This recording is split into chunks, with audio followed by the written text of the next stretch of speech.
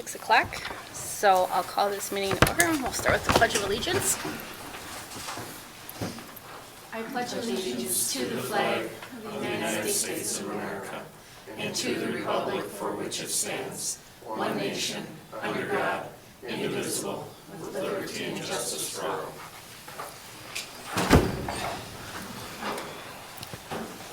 And Mary Kay, can you take roll call, please? Angie Schreiber, Here. Kristen Matt-Miller, Here. Andy Mary, Yes. Jake Leiterman, Here. Dr. Julie Sprague, Here. And Danny sent me a message earlier saying something had come up last minute and he wasn't able to make it tonight, so just so everybody knows that. Is there any public comment?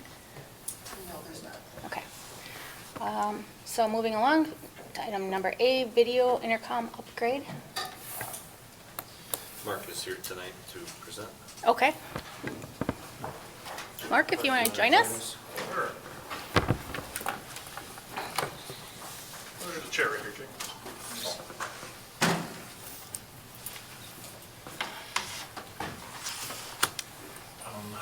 Mary Kay shared what I had given her of why we were doing it. We've been having a lot of trouble at a couple of the sites, and being the age of the equipment and the importance of the equipment, we just figured it was time to upgrade the system at all 6 locations. The 6th location was a new one this year when the wings came to the high school. We are now there, want to bring the students in from the classroom so they don't have, somebody doesn't have to leave the classroom to go let the student in. So it's basically, they ring the doorbell, and the person in the classroom can see who it is, they can talk back and forth, and then they have a button that they push to latch the door so the person can come in.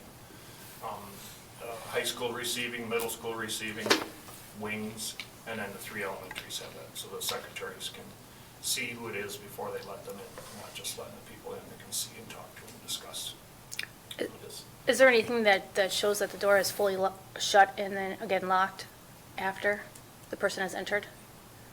I do not think there's a sensor that shows them that it's locked back up again. At the high school, we do have the chimes that for any door Okay. would go off if it's not, If it's propped open or too a jar long. too long, it'll. Even if the buzzer is hit? Right. So like you've given permission If and, any door is opened and doesn't go back shut and isn't ajar for an amount of time, it sounds alarms. and what's that amount of time? I think it's set at 30 seconds. Okay. Yeah, it's not very long. We put it in at the high school, we were having problems, it seemed to help. We weren't experiencing those problems at the other buildings, so we haven't spent the money there. Okay. But the high school does have that. The doors at the 3 elementaries would be right outside the main office, so they're pretty visual by the secretary, so they're gonna notice if those are open or not. And then, the one at the middle school would be the receiving area, so. Okay. And where does the chime, where does the It's sound? an audible, for that local area, so we put them, if it's like within a classroom or something, we try to put it like more towards the hallway so that there's the likeliness of somebody hearing it, walking by and can address it is the goal. Okay. It also goes out via email to myself, and I know for sure Anita gets it, and I'm not sure if Clint gets it or not, but I know Anita did. I don't know if anybody in IT. I don't know, but it's pretty Regularly annoying gets sound, it. but you don't wanna listen to it It's very often. effective. So if you're in the hallway, you would hear it, but if you're in a teaching class, classroom that's busy with students teaching Yeah. and stuff like that, you're If still it's gonna a hear it? door- If it's a door outside It's or close enough. It's pretty relatively loud. close to your classroom, yeah, it's pretty effective. Okay. So we haven't had that same problem at the other buildings. Okay. I would assume because of the vehicle situation, kids wanna run out, I forgot my book or something in my car, so we'll prop a door open and quick run out. Okay. Is the thought. I'm sure there's a million scenarios, but. Okay. All right. Okay, that's the only question I had so far. Okay. So again, they ring, they talk back and forth, the person in can't see because they'll have a phone, an actual phone where they're sitting that can see that camera. They'll have a button on there to let the person in. The only other 3 places that are different than 3 elementaries, They'll also be getting a touchscreen because after school, they're not always in the office to let them in where that phone will be sitting. So that there'll be a laptop that they can take to the after-school program with them, see what that person is, and then let them in from that site, and that laptop also. Okay. Okay? So going back to, if it rings to your classroom, and if you have your phone, the camera off for other, if you're calling your colleagues or something, you don't want your phone on, does it automatically pop up again when they ring that, or is it like a completely separate system? It's a completely separate system. Okay. It has nothing to do with the phones in the classroom. So it's not like a or Cisco phones phone? in the office. It's Okay. a totally separate phone that they'll get with this system. Okay, gotcha. Okay. Okay.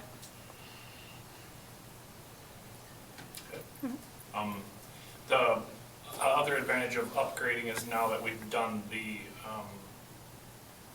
cameras, started the cameras update, these will be tied into that same camera system so that we can log into one system to see any of this going on. And it'll give us an update of, it'll keep a history log of who entered what door when, so that we can backtrack that if there's any questions or anything. That's one advantage of bringing it into the camera security software. Okay. And is that like video that's uploaded to the cloud? And it stays on for however many days? Yes, for many days, usually Okay. 30 days is what we Okay. do. Okay. Okay.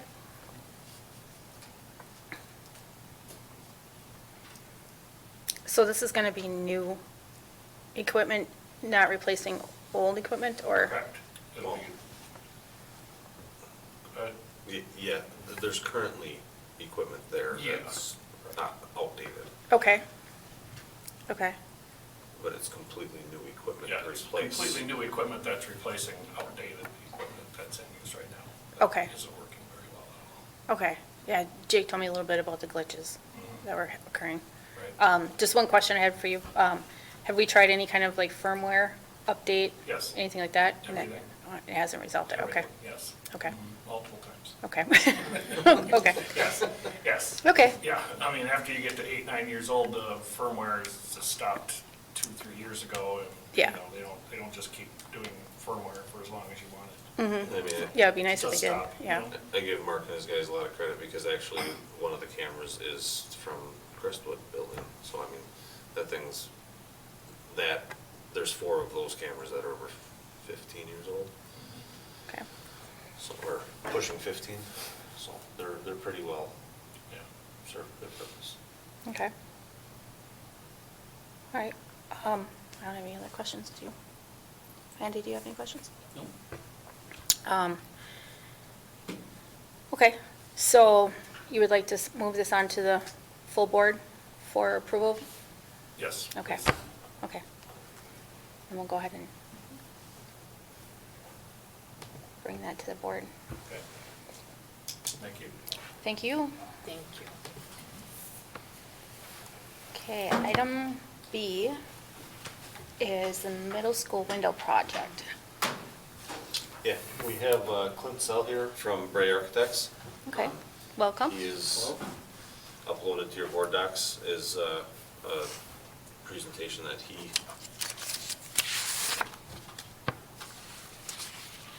created. I think it's labeled, it's labeled properly in board docs, but for some reason when you open up the attachment, it comes up as elementary community survey. I don't know.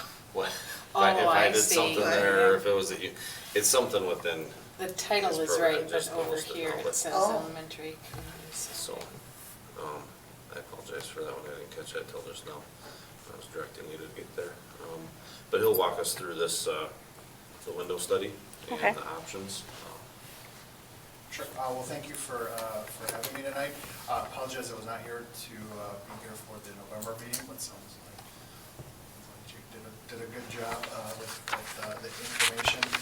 So the first, I'll say 4 or 5 slides are repeats of the last one. Again, kind of going through the vintages of the building and some of the existing pictures of the existing conditions. So probably can forward to, I'll say to slide 8, which is this guy here.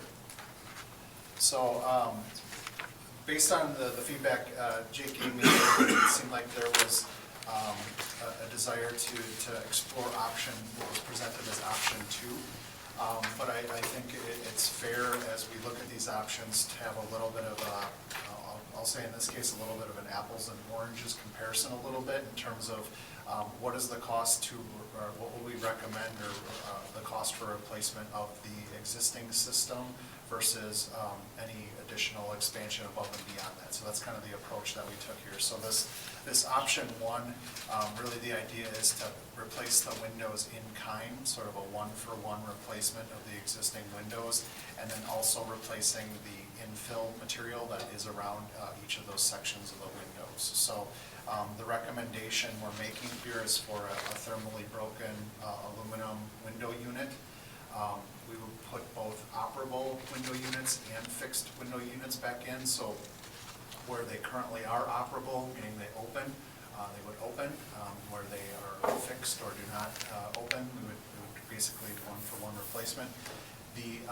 That infill material, we would recommend a metal panel material for longevity, very low to no maintenance, and again, a great system for the infill in this particular case.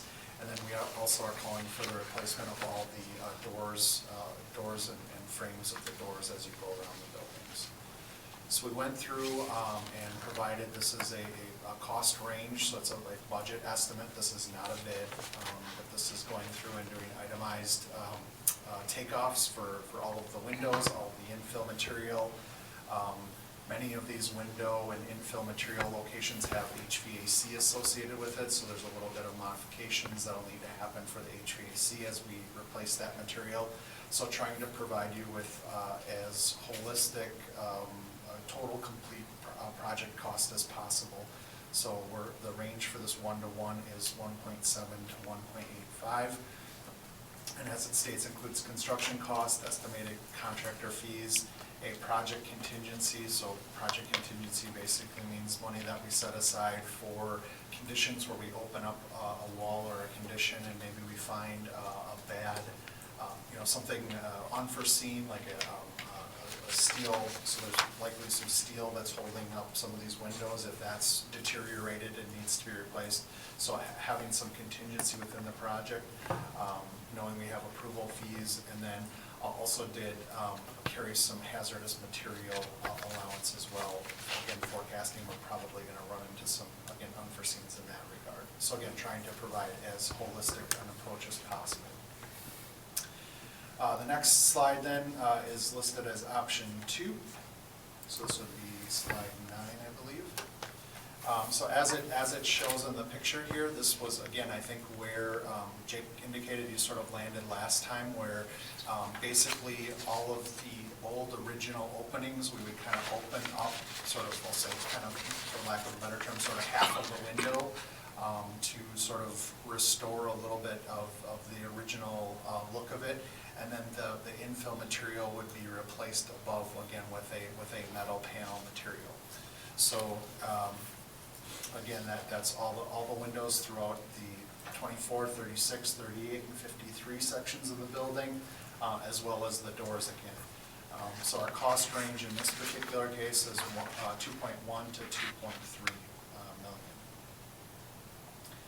And then our final option, and this was kind of presented last time as option 3, but really I'm relabeling this 2A. So last time when I mentioned option 3 to restore the look of the original building, I truly was talking about a window, from top to bottom as it was originally installed.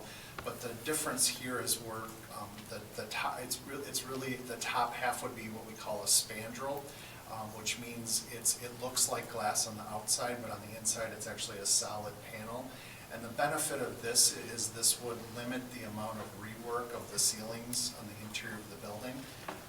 Most of the ceilings in the interior of the building kind of sit somewhere within that. So if the window is this tall, the ceiling is somewhere in here, right? So if we put full height glass, we would see up above into the cavity above the window. Not ideal. So the idea here is that top panel would be a solid panel, so the ceiling can still stay where it is and abut into that. But we still kind of get the original look of the building. We're able to sort of return to that. So, again, the total cost for that one estimated at 2.5 to 2.7. Slide 11, again, thought it would be helpful to just do a summary sheet. So here you can again see the comparison of the various options here, ranging again from about 1.7 to 2.7 for that option 2A. Just to explain, I would say to explain the rationale for the cost ranges, sort of taking a bit of an approach of the first number being more in line with today's dollars in terms of if you were to bid it today, that probably would fall in line a little bit with that. The second number has an inflation factor applied to it, so that sort of forecasts out what, maybe if you were to bid it about a year from now, what the cost might be. So just to give you a sense of that. The remaining three slides, I think slide 12 again was a project that was shown last time. This is Waters Elementary in Fond du Lac. I thought this was a extremely wonderful example to show because again, it really sort of shows and apologies on the kind of the quality of the bottom picture, but again, the idea is we are restoring the building connect to the original look of that full building. The upper picture very similar to your current middle school.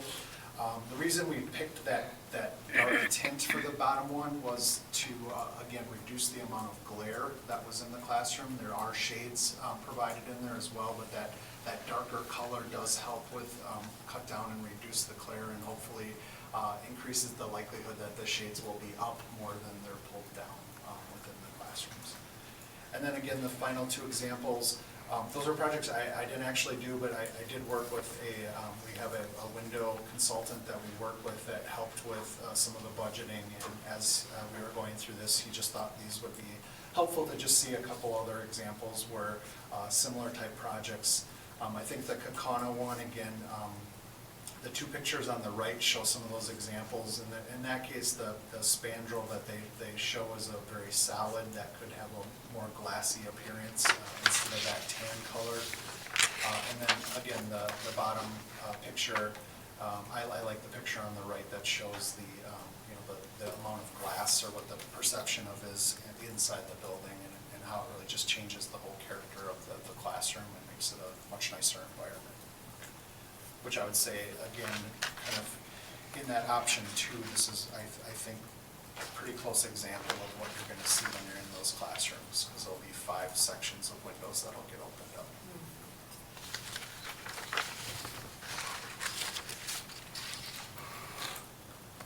Questions?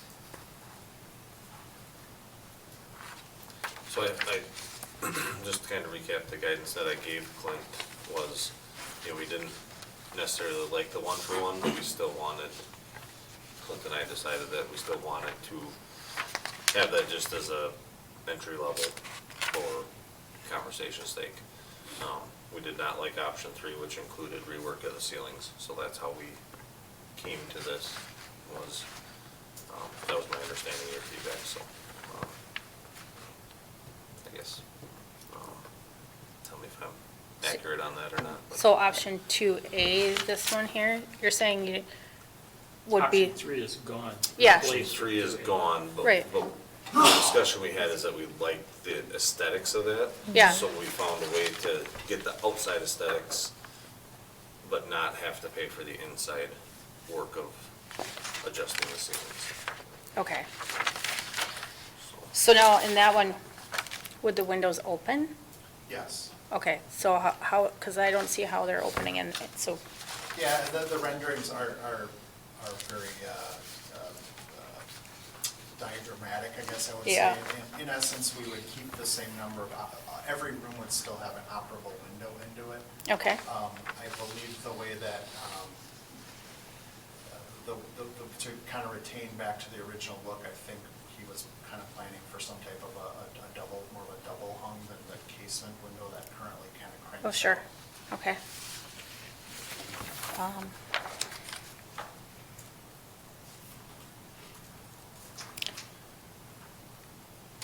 It would be the two panes, correct, for 2A? You mean insulated glass? And you mean, Yeah. you have like 2 panes of glass with gas in the middle? Is that what it is? Yeah, well, I guess from the outside, so it would look like, Oh, 2A. yeah, Yes, yeah, it would look like two windows, correct. up and down.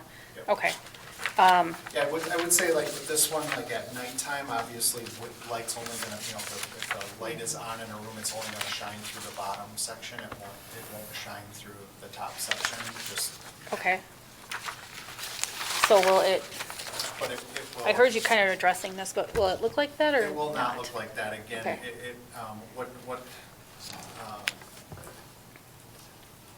The way the system works is the bottom piece is right, two pieces of glass with gas in the middle. That's an insulated piece of glass. Right. The upper unit would be a piece of glass on the outside and then a solid piece on the inside. And we can choose whatever color we want that to be. Okay. We'd probably do a darker color, because like you see in that one example, we would do a kind of a more custom or a tinted window. Right. So it will likely look more realistic than that example where you saw the tan. It would not be a Okay. stark tan color like that. Okay. Right.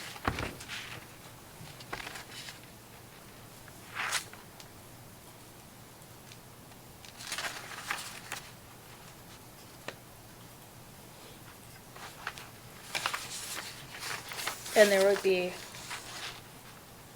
trim in between each window? Correct, that's the way the original building was. So Okay. yes, there will be trim. That will likely, as we do the windows, we will likely have a metal piece, again, as sort of connecting the two. So you won't see whatever the original construction is, there will be kind of a cap that we'll put on between each of the sections of the windows. Okay, so will it have this kind of appearance? Like I can see, if you look closely, I can see the trim pieces in there. Yes, So it'll, yes, you'll see, like, okay, I mean, It isn't it'll gonna- look very similar to this, right? to that, okay, Yes. okay, It won't, that one looks, the wide opening, because that really is one kind of, that's really one kind of window in essence, right? One big frame and glass section. okay, This will be like. Actual individual windows. This will be like 3 windows. sure, okay, The construction of the original building has structural supports between, on our building. That's Okay. why you're seeing more of the tan, not that it needs to stay tan, but, and they're still there? Yes. Okay. You can actually see them on the inside of the building. Okay. Now, what is the purpose and what will happen to the vents that are currently there? The vents, we will need to, whether we go with the infill, the vents will be in the metal panel that we replace the current infill with. Okay. If we go to the option 2A, they will put louvers on the top half of the window instead of and then they'll work in the venting of that. So Okay. that's how we'll sort of solve that condition. Okay. Otherwise, they're going to be, so like in option 2, they would be They would be within the metal up above. right here? Yep. Okay. Are they going to be like highly visible like what they are now, or are they going to be like blended in? We will do our best to make them the same color as whatever metal panel we select. Okay, So I'll say less visible than they are. Specified. okay.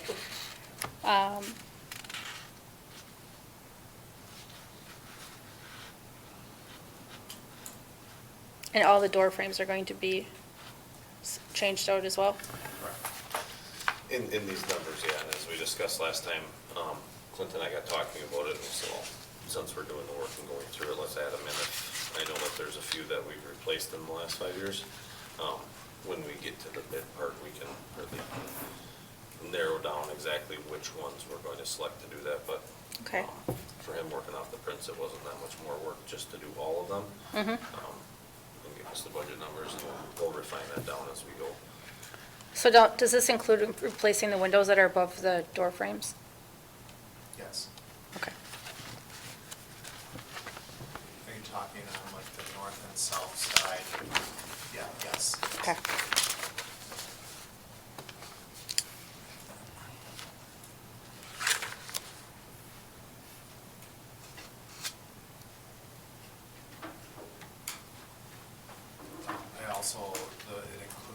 replacing the glass block that's in the 1954 section of the building. And the idea would be to put more of a window system. That's the way I budgeted it versus a glass block type system. Where is that? It's in the The 1954. old gym. I don't the, know, yeah. Okay. Slide 5.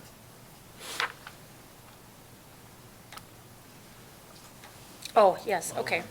And so you, Yep, you would that be, band room, it also goes into where the balcony of the gym. yeah. There's both on the north and south side of that building, there's. And that would be one as replaced well. with windows as well? Correct. Okay. I think that would be a very welcoming addition for those spaces up there. If you've been up there, it's pretty Mm-hmm. dark and doom and gloom. Get some natural light into that gymnasium would be really nice.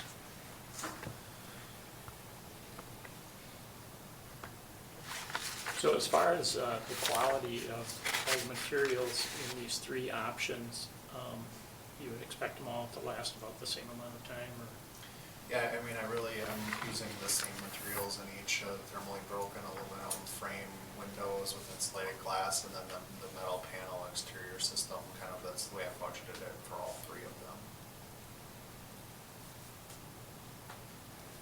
I think from a longevity perspective, I think with the trying to blend into both the existing architecture and the new windows, I think that offers a lot of flexibility for you in terms of look and finish, and I think it'll tie in really nicely. And then longevity-wise, I think both from a maintenance perspective and then a life perspective, it's likely the best materials for this condition. So the windows that we would be putting in, are they like Energy Star certified at all? Yes. Okay, so then we should be able to get a tax credit for that. Yes. Okay.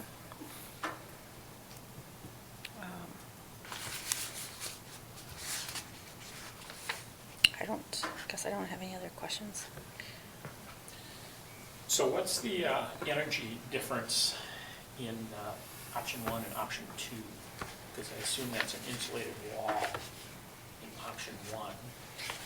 About 5/6 of the space is an insulated wall, as opposed to about half of it is an insulated wall. I did not do that analysis, so if you want, I would have to do that analysis. I did not do that.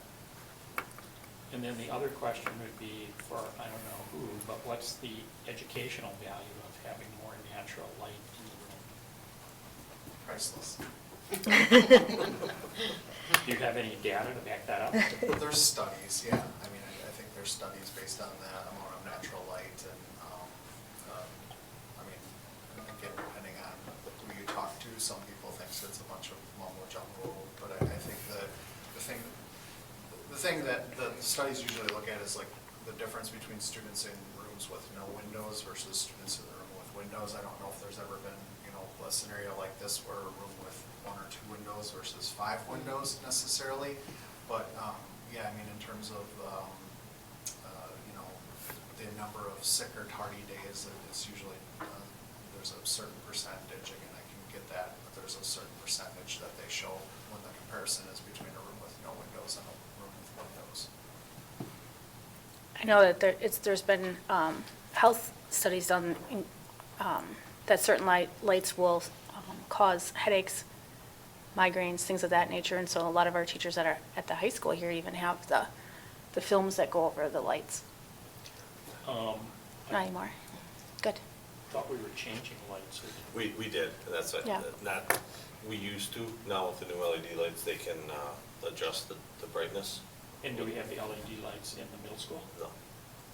That's one certainly on my list. And what are they gonna cost?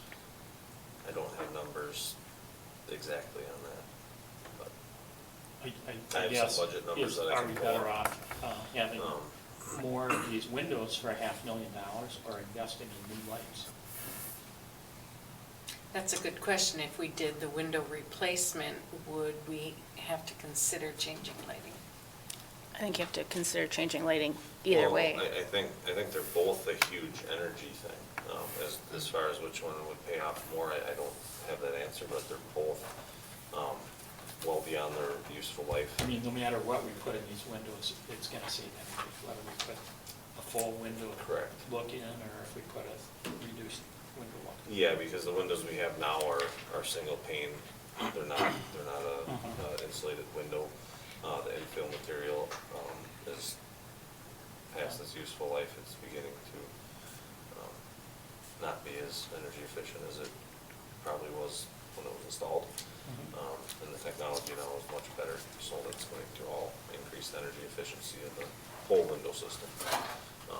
And with the lights, you know, similar to this building, the energy savings is going to be pretty substantial, and when you look at the environment for learning, I don't know that you could quantify which one would be more helpful, but I would certainly argue that they would, either or both would make a big difference. What did the LED lights in the high school here cost? We just did that not too long ago. 325, and don't quote me, but that was roughly, without looking it up. But I will say, like, so my daughter, she gets migraines frequently, and this year she has not. Like, it's gone down considerably, the amount of headaches. So she said she missed a lot of school in past years because of that. So, It's really interesting. It's the old adage that, you know, no news is good news. I have not heard anything about the new lights. The few times that I've really tried to poll perspectives, has been very positive, like you mentioned, but, I assume everybody really likes them because I have not heard one complaint, honestly. good. So I definitely am happy with the outcome of them. Yeah. So would, having darker windows, would that affect the energy cost at all? It can help with the heat gain that you would get into the building. So there, you know, obviously the more that darker tint kind of limits the amount of light that gets in, so it can help a bit with the heat gain. But I don't know if it's probably fairly negligible because the windows on their own are pretty efficient from an energy perspective. Okay. Okay. Be more from aesthetic, again, visual perception of glare, I would say more so than an energy savings. And so these quotes do not contain the darker tinted windows? Yes, they would. They would, okay, all right. That's, Correct me if I'm, but they would include a tint. yes, yeah, That yeah. we would Okay. select. And does it include the shades inside, or? I did not budget for shades, no, so that's a good point. Is that because you feel we really will need them? I'm guessing you still probably would need them, and yeah, unfortunately, you put the beautiful windows in, and there's times when the teachers want, want the room a little bit darkened, so, no, that was, I just did oversight on my part, then, if we want to include that, So you could include that? yes. And I think that's one of the details that, you know, we can work through once we get to that, kind of hone in more on the design. Particularly the conversation that I had with Clint about the blinds, because I know that Angie had asked about that last time, was, you know, when you look at a southern exposure versus a northern exposure, or with our middle school, how that stretch along Claremont, you know, there's really not that much direct sun that gets in there based on the structures to the east of it and the way the sun moves. You know, I don't know that those would necessarily be as high a priority as a southern exposure window. So I think that we would have to look at that a little more detailed, but I guess my feeling was more so look at the basic ideas, and then we can, you know, color or tint the window shades, things of that nature, we can really dive into more. Right, and I think we also talked about like getting away from like any blinds that are inside the window. Correct. Yeah, we don't want to go down that road again. Yeah. Yeah. From the thermal properties, yeah. Yeah. Yeah. Okay. That answer. Well, sort of, when you say, you know, you don't get that much sun from the east, well, the windows we got in there now, you don't get that much sun anyhow. Or even at the south, I mean, they're just little windows. Correct, yeah. Yeah, yep. If you put way more windows in, you're gonna get way more sunshine in. Correct. What do you got against sunshine? I'm When just it's- kidding. I know these windows are gonna make it so they don't glare, but, it's just whether or not teachers want the room darker. Well, yeah, if you're showing a movie or something like that, then yeah, you want it. Or to see the whiteboard sometimes, too. Yeah. So, yeah. On a December day where the sun's pretty low in the sky, even facing south, I mean, it's gonna come in those southern windows pretty strong, so I don't disagree. Shades definitely would be needed.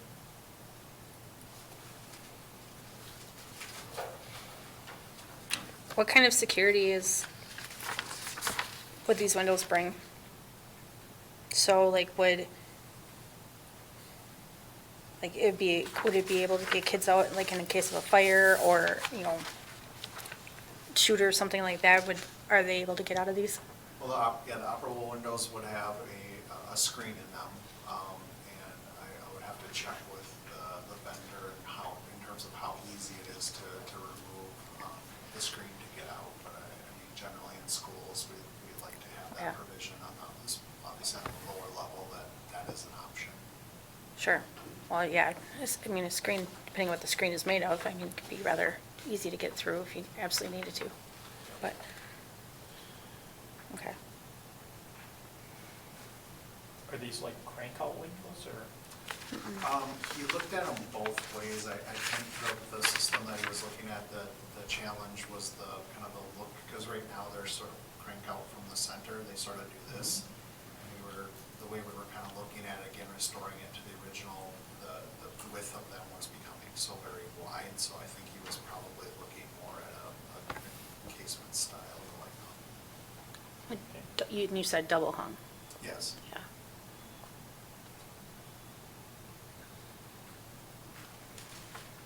Well, and the crank outs on the casements, those wear out, and then down the road you have problems finding parts for it. and So option all that. 2 would be casement windows, option 1 would probably still be crank out.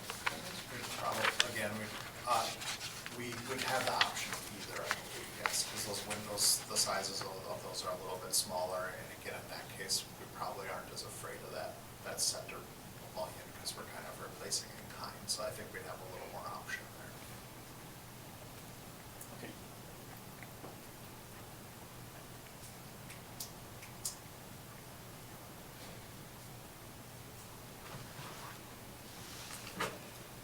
So for funding wise on this, the intent would be to take, right now, and Tim can correct me if I'm wrong, but I believe we have about, roughly $1 million worth of ESSER money that we could take towards this. But you the could re- or has been. Well, if you look back at our ESSER worksheet, they're on there. As we go through the approval of the positions that you guys have and whether we can fill them or not, that number kind of changes as we go, so it's, it's not completely locked in. But discussion with Tim was that he felt like as of now, looking at it, we would probably have roughly $1 million to put towards this.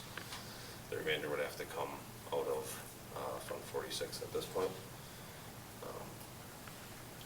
But that would still likely not get us to the, what was it, 2.5 to 2 point. On the high end, yeah, it's Yeah. 2.5. And then that's where we would look at, do we cut some of the doors out, things of that nature, and contingencies, try to dial it down to fit within those two budgets. What's in Fund 46? Andy, I think there's 1.2 right now, just roughly off the top of my head. And we You know, can and that number for ESSER is pretty fluid right now. We're looking at those targeted teachers, and we'll reevaluate, as we do it. And we can certainly shore that number up as we go right today. But we haven't, we were going to wait until January and say, where are we with these positions? And then we would know if we could shift some more dollars. we could be taking money out of fund balance, right, to do this? Correct. And is our fund balance is got slightly more than what our policy calls for? Yeah, it's got the policy calls for 10% of prior year Fund 10 operating expenditures, and right now we're at about 16.8. So there's a little room there, but we don't have to short-term borrow right now, and that's pretty nice not to have to do in November. When I was at the CISA meeting, we were talking about fund balance for CISA, but we were also talking about everybody's fund balance. And I realized that we're on the bottom end at 10%.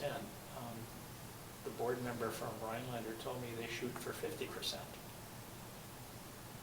And other people were talking about 25%. Is that common? When you hear the audit report, the auditor, ours is unassigned fund balance. And so what we mean by that is because we've got that HRA piece to our medical, our fund balance has grown as our insurance liability has grown. And when we started it, we were at a $3,500 deductible. We're now at a $14,100 deductible. And we're using those funds designated for the HRA. So our fund balance has grown, but it's assigned to that liability. But our unassigned fund balance is the one I'm referring to. So that's primarily for cash flow purposes and emergencies. And so we're at 16.8. Our auditors would recommend that we be at 20. I mean, the goal for them would be to strive at 25%. But I certainly think it's adequate where we are now because we're not short-term borrowing. Okay. Well, it's adequate. I mean, like in Rhinelander, they took a bunch of their fund balance and used it for the Hodag Dome, and that's, if you have a large fund balance, that's something you can do, right? You can do some capital projects, like the parking lot. Always comes back to that, doesn't it? Anyway, okay. So, did you get a chance to look at the PSC grant that I sent you? I did look through it. I see they have a seminar tomorrow at 11 that I intend to Okay. take. It seems viable. I'm not a grant expert by any means, but certainly something we should look into. Okay. Which is one really good thing about Katie Ostringa, our new finance director. She is outstanding at writing grants. Okay. And this would definitely be a project that could be covered by, and the due date is January 30th, yeah. So, yeah, so we definitely want to find out tomorrow and then, get on it. Yep. Yeah, because I'm just looking at the memorandum from it, and it definitely would qualify. Yeah, it seemed like it. Just like I said, I don't know grants very well. And how much were those grants for, that grant? It can be, I think the maximum was $500,000, I think. Yeah. Well, I shouldn't say that because I see one for $1 million from last year. Yeah. Kretz Lumber got a $1 million grant for it. There were, like last year, there was 46 grantees for a total of 10 million. Okay, yeah, so, $250,000, yeah. Yeah. but it definitely would help Oh, absolutely. fund it a substantial amount. So, definitely have to look into. Yeah, and that I would assume we need to have more of a exact cost, not necessarily a bid, but some sort of dialed-in budget number. Right, and how Better for that. soon can we get that if we're going to be waiting for a grant?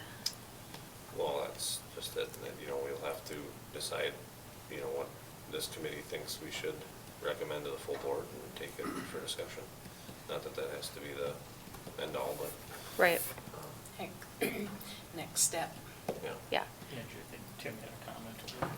Oh, So if it's okay, I would ask, so when we look at the window project, and Jake, what were you thinking for a timeline from start to finish? Were you thinking of, are you gonna bid it in 3 sections and then do it that way? Or how were you thinking, and what kind of time frame to use the money on?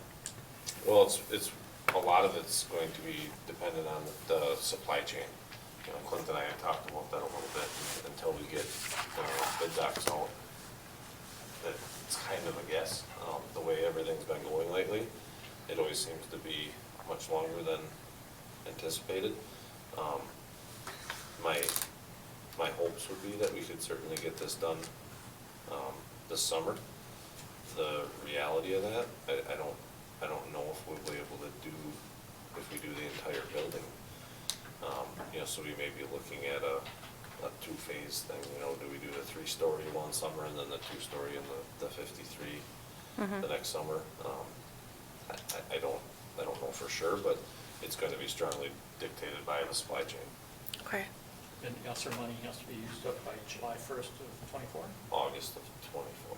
August of '24. So the ESSER money would work, Fund 46 would work, fund balance if you wanted to. You can take any year, so it would allow for that, but I would want to get it done as reasonably fast as possible. And now, Brain Associates, you are just the architects, or are you also the, We are architects, yeah. okay, so you do not do the installing, so that's a totally separate thing, okay. Just want to make sure I'm Kids clear. don't understand that either when I try to tell them, right, so you're not a builder? Yeah. What do you do? I guess nothing. So with this, are we tied to using like governmental contractors, or can we go out and use local contractors? Clint, can you speak to that a little Yeah, I bit, mean, with the ESSER requirement? Yeah, I mean, it's been a little while since I've looked at that, but yes, there's specific requirements as far as that. I think there's a specificity and specifics in terms of the number of bids. I believe they have to follow like the old prevailing wages or Davis-Bacon laws. Yeah, there's a series of steps that they have to follow. It's been a little bit since I've looked at that specifically, but So as long as they follow that, it could be Yeah. somebody local, it doesn't have to be somebody that is like a certified governmental contractor. that's my understanding, correct. Okay. Okay. Yeah, and you know, there's certainly efficiencies to be found when you can do more work at once. But sometimes it also helps reducing the scope somewhat, or splitting it up in 2 stages to allow more people to handle that work too, so. We'll just have to see how that plays out as we get the bid docs together and get it up there. The nice thing is when we bid, we can, you know, like with the doors, we can put that as a line item, as in for an optional thing that we can take or not, so.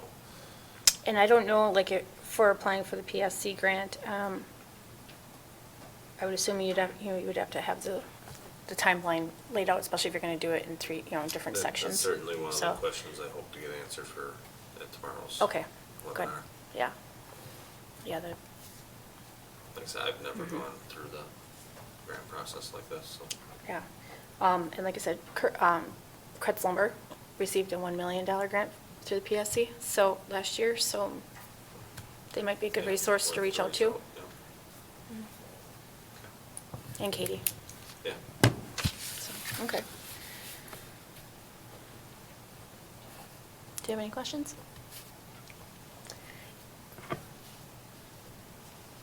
No. I don't. I don't believe you. What are your thoughts? My thoughts are we are discussing our building situations, and it's hard for me to be putting 2.1 million into a building when we're not sure where our buildings are headed. It's a hard thing for me to do right now. It all comes back on deciding where our future is before So we. you think we're putting this ahead of we should be doing the other thing first there, the building. The capacity, yeah. Because why are we gonna put $2 million into a building that we are gonna have to revamp to make it work how we need it, it to work, or a building we're not gonna use at all, but possibly. Yeah. That's what's hard for me. No, that's an excellent point. I mean, that's very good. Yeah. So, any more questions on or thoughts on, comments on windows? Well, I guess what is your intent for next step?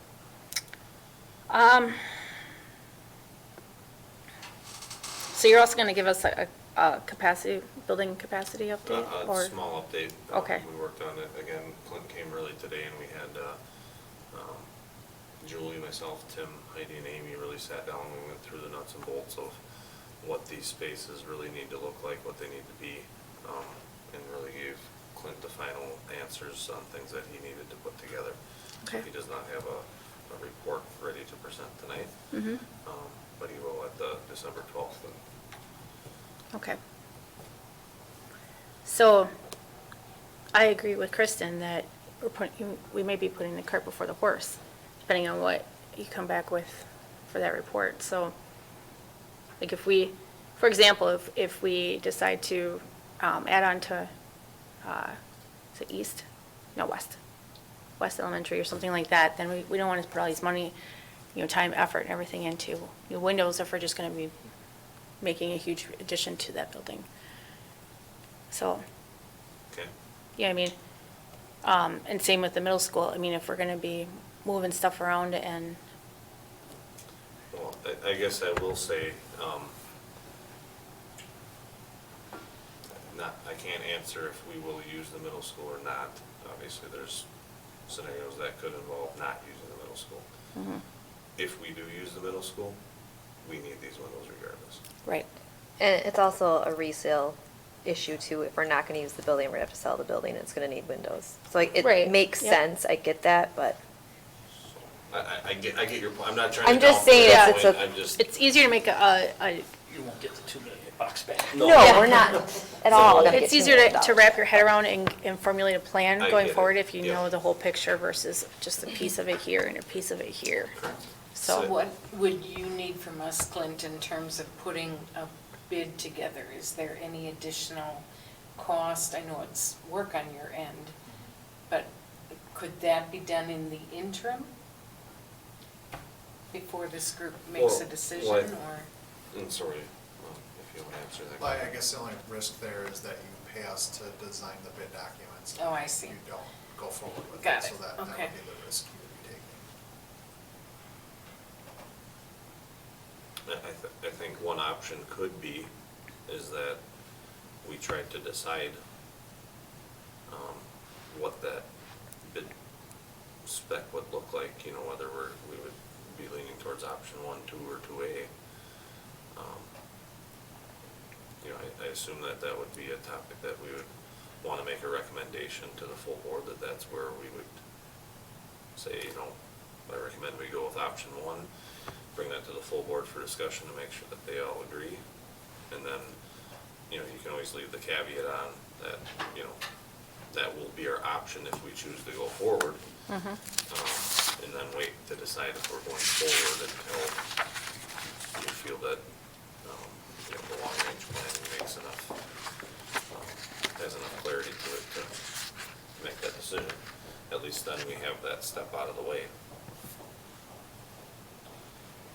And then as soon as we could determine that, then we could just, Clint would know what he's going to be building for a bid spec, and we could get that out much quicker than, okay, if we wait a month and then say, well, yeah, we probably should go with the windows. Well, we've lost that month. So I think we kind of meet in the middle on that. so you're looking for me to specifically call out which option to recommend to the board for approval? 2. Sarah did it for you. Well, I would argue for 1, based on,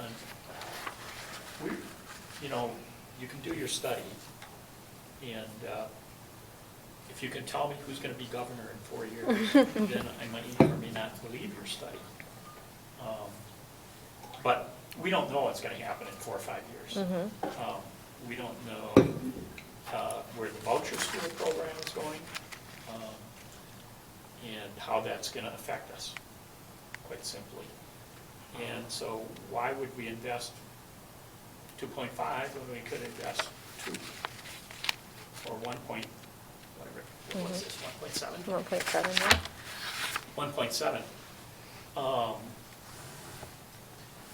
And the other side of it is, I would like to see us take the difference in that money between option 1 and option 2 and invest it in lighting.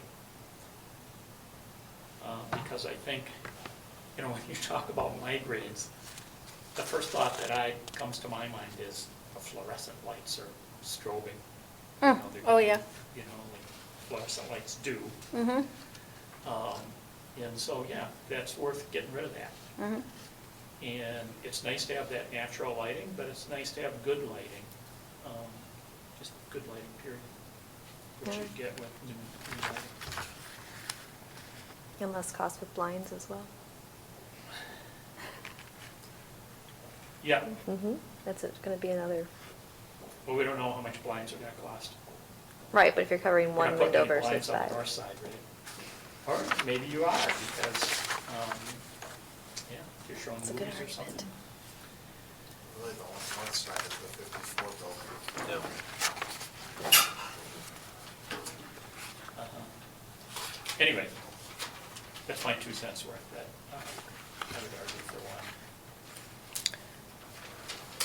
Have we talked to the teachers at the middle school to get what they think? They're the ones that are in the classroom all day. No. Okay. Specifically between these options? No, if they'd like to have, you know, like, if one window versus 3 windows. Have we garnered their I input? haven't specifically asked that direct question, but I think any of Okay. the discussions that I've had in the past, I'd feel quite confident that any of them would say, yeah, they want more natural light in the room. Okay. Okay.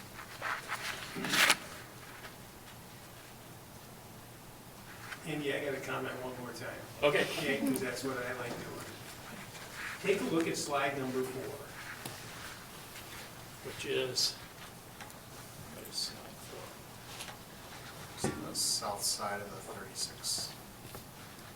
Yep. You want to spend 1.7 million bucks and have it look like that when you're done.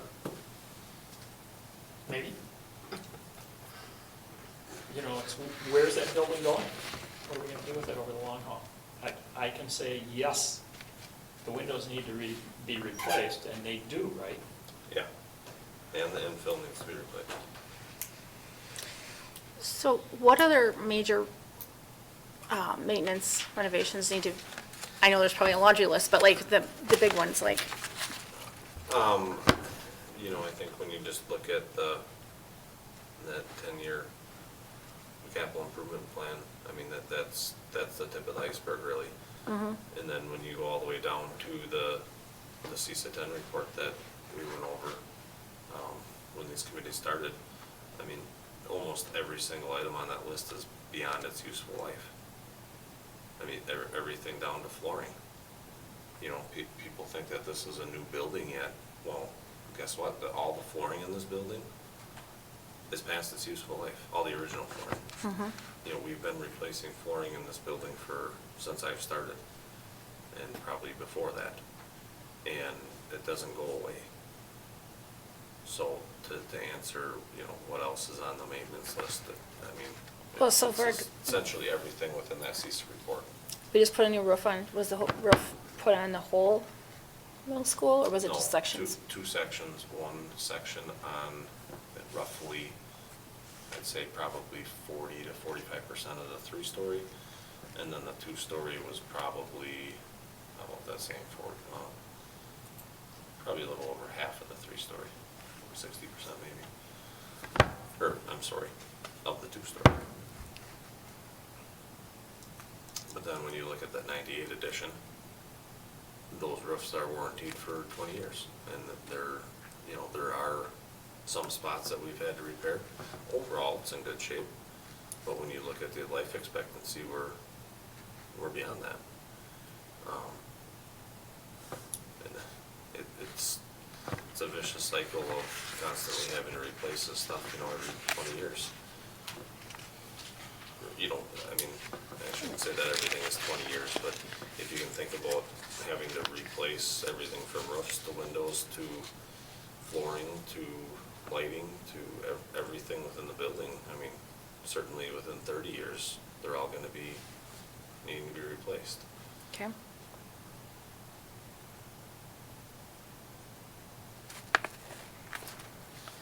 I mean, the list is extensive, and I know it's hard to really help guide us anywhere, but that's the reality, and, you know, I think when you look back at when Tim talks to you about his, comparables and his forecasts from other districts and what they spend on maintenance costs compared to what we do, it's night and day difference. We're spending many, many times over more money on maintenance than other districts out of primarily Fund 10, because most of other districts run operating referendums to replace this stuff. So to try and keep up the maintenance that's required for these buildings out of Fund 10, you know, those reports show that other districts haven't been able to do that. That's why they've gone out to referendum to do those things. I know nobody ever likes spending money, but the reality is that things have to be maintained.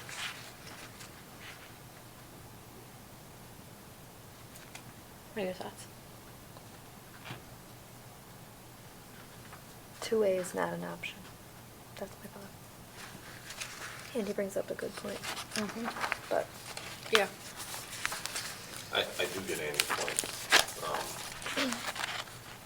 But I was trying to think of a good way to say it, so I'm glad Tim kind of ripped the Band-Aid off. looks yeah, I To spend that kind of money and have the same thing we got look at it now, like that. I would have a hard time stomaching it. I think not only from the position I hold, but as a taxpayer. You know, at least if we are showing improvements, whether they're in the classroom or some aesthetic or efficiencies, you know, that certainly is gonna help. The ventilation is certainly going to be a selling point, given what we just went through with the whole COVID world. There's pros and cons to all of it, but, if you want my honest opinion, I would not even consider option one. That's my professional opinion.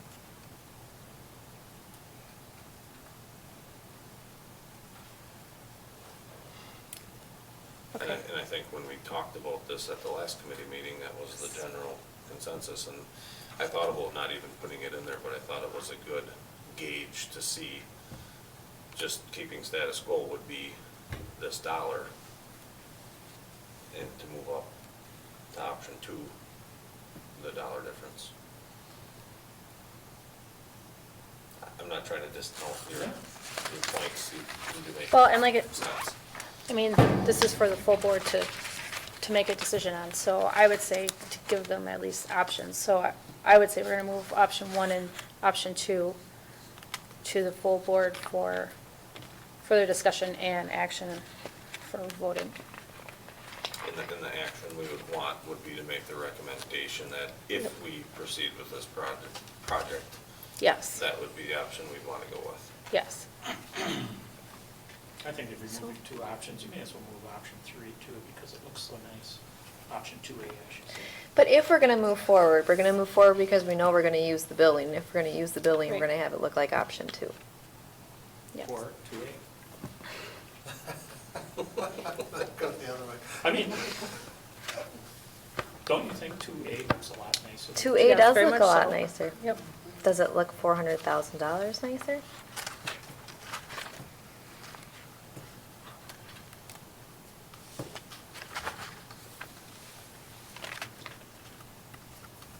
It depends where the 400,000 is coming from. Well, that's, Yeah. If it's coming from this grant you're getting, well, yeah, maybe it Well, does. then, yeah, then 2A. So, So, I mean, yeah, realistically, if you're getting $500,000 there, and then, yeah, then we could use ESSER funds and the other, If you're, Accounts. just asking if you're relying on a grant, to potentially fund this or inform the direction you would go, when do you find out the results of that grant? That's a good question.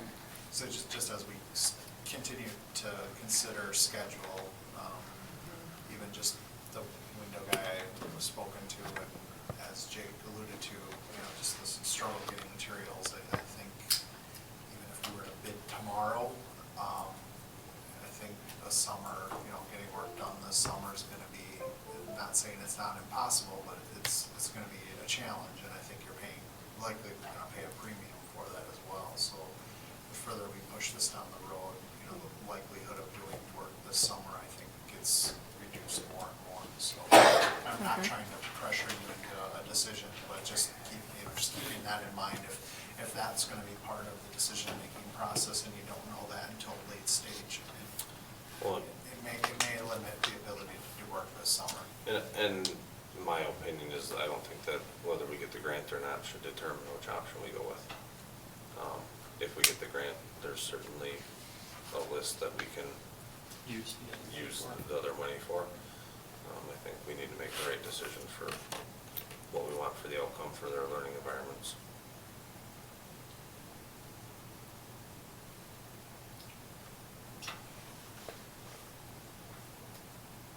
So I'm just looking at the grant information. It says this may allow for applicants to address multiple priority projects in a given round. So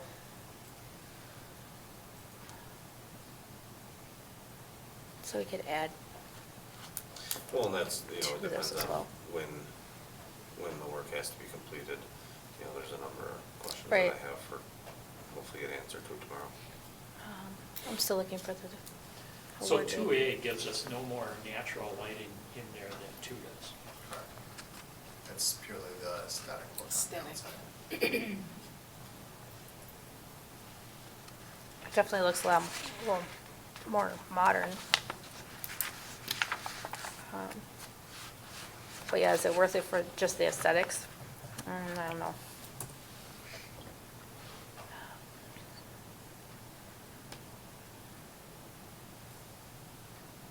I would say in terms of the construction and assembly of it, it is less contractors involved because, again, the way the 2 is there's a window and then there's a material above the window. So there's likely going to be a couple different contractors working on the project versus 2A, it's all, window material, just again. So, in option 2 there, that upper part, you could make it some other color than that tan. Yes, So it would yes. blend in and look more like a window. I don't know if it's gonna look more like a window, but yes, it could be a different color. It can match the Paint window seams. frame, and it could be yes, it could be any color, it could be yellow, it could be any color. I don't think we want yellow. Maybe maroon. Yeah. And I mean, if the board is, I don't like putting Clint on the spot here, but, if the board feels like they'd actually like to see final bids on the 2, I mean, we could bid option 1, or option 2 and option 2A if we wanted. It would just be more cost for Clint to create those bid docs. How much more would it be?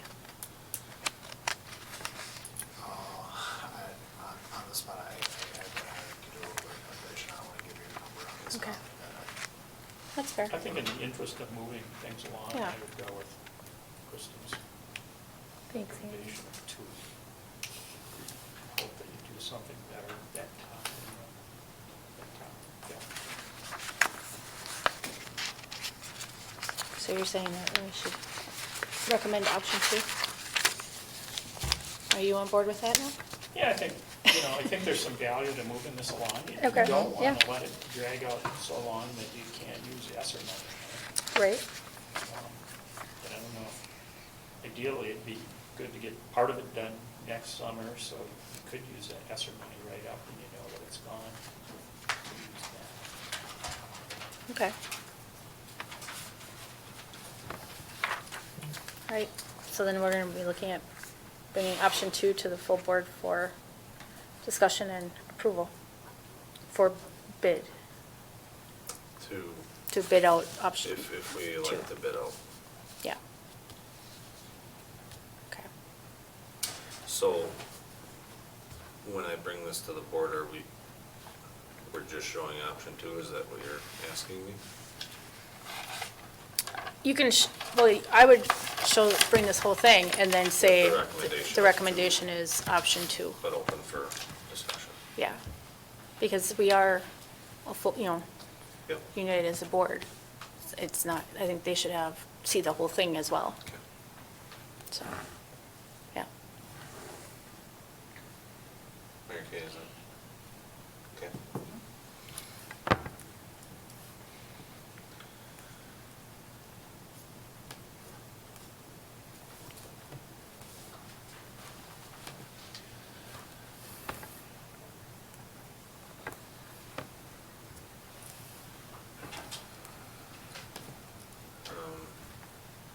The building capacity update, we kind of touched on already. Sorry, I was making notes. Nope, you're fine, that's why I just figured I'd keep talking. Clint came and we sat here for probably, it was over an hour, and really got into the nuts and bolts, how we're using the buildings, what we need to, and we're kind of reverse building. He has primarily from a new construction site, building, we need a building for 200 kids, what are we gonna build? Where we're trying to put a little spin on that programming to try and make it go from, okay, we have a building of X square feet, how do we best overlay the use of it? Right. So it's not as clean as, I guess maybe I hoped it would be, but, we did a lot of good discussion. Like I said, Julie, Amy, Tim, Heidi, myself, sat with Clint for over an hour and went through Okay. all of it, so he'll have a good, I think he has what he needs at this point, and Yep. we'll have something to present, Yeah, what's the best use of the space? yeah. At the And- December Yeah, meeting. at the December committee meeting. Okay.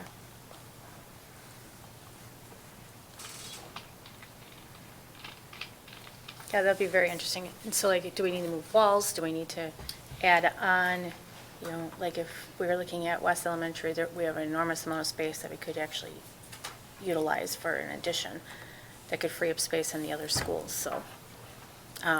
The community does not want to build a new school. It's passed, or it's failed a couple of times at referendum, so we need to look at other They options. unfortunately have rode that ride with the district for Yeah, years, so yeah. they're over. I don't think we were part of the mega school, but You were part of the addition at West? I don't remember what we were. Yeah, part of. last, Did we actually go there? yeah.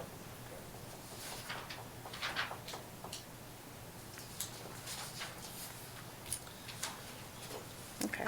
I don't have any other questions regarding that. Do you? Or, I think we're you? good for now. Okay. When is the board meeting when would that board meeting be? December, was it, Hold on, Board or committee? committee? are you saying the committee meeting for the capacity? No, the board meeting that this is. That will be Oh. 2 Tuesdays from today, The end of the month, 2 Mondays. or, sorry, Monday? 28th. yes, Monday. The 28th is the board meeting.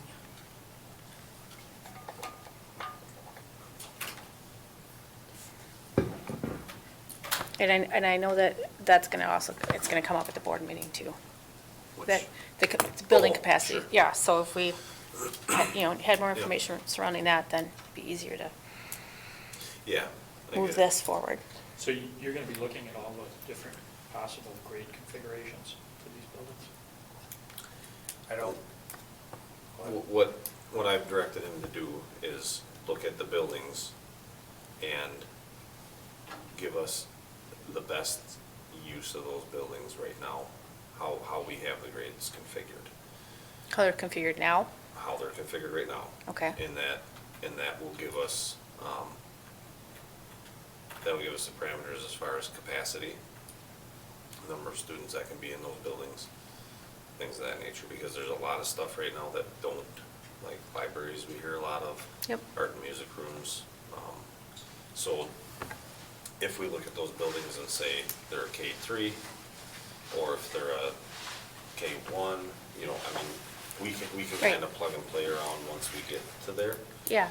Um, Well, just so But the you're fir- aware, the that's what our first- the end thought was, Correct. is how to best utilize the space, but then do we need to, you know, move some of the grades around to different schools to best utilize and be able to offer libraries, you know, not have teachers in class, you know, Right. all that kind of stuff, And so. and he's doing that for all 5 buildings, so essentially if it shows that, you know, the high school could support another grade, then that would, you know, we could move numbers that way. Okay, But until we understand what each building can hold Right. as far as students, to start trying to move grades. mm-hmm, I don't right, that's think why, we'd yeah, spin our wheels for, yeah, so. okay. Okay. Alright. Get to the right, I have too many tabs open. Okay, any other thoughts on that? I mean, is that accurate? Am I, Yeah, I would say Okay. yes, okay. yeah, I just want to make sure I'm not misunderstanding. okay. So yeah, so we'll look forward to that on the December 12th committee meeting back here, so, yeah. Good luck. It'll be interesting to see. Yeah, so, okay, so moving on to D, Energy Innovation Grant Program, that's the PSC. Thank you so Thanks, Mel. much. Travis, say? Yes. So Jake, you said you took a look at it. What were your Yeah, thoughts? I looked through it. It seems reasonable. I didn't see anything that would disqualify us. Just once again, I'm not a grant expert, so I'm kind of learning as I go. But like I said, tomorrow is the webinar, and I Mhm. will be attending to ask a number of questions and Okay. try to get an understanding of what we have to do and what Have- that all looks like.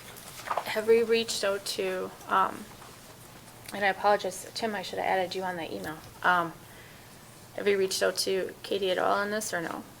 No. Okay. I mean, What time is the Because webinar? the webinar might be good for both Tim and Katie to be on as well. Are you able to Julie, what day is it? tomorrow? at 11. I apologize for the short notice.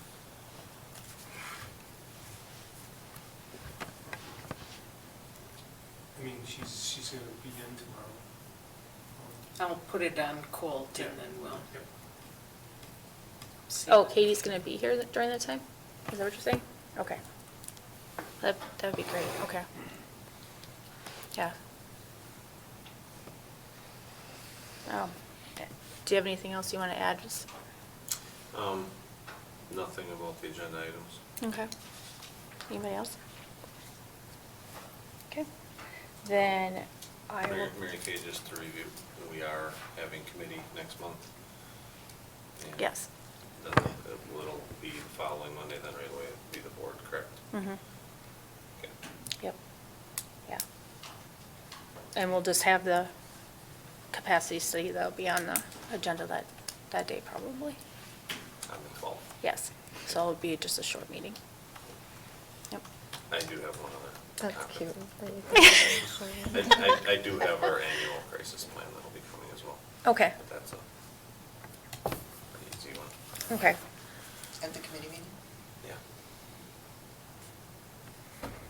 Okay. And that I'll be looking to get moved forward to the board for approval on the 19th then right away. Okay.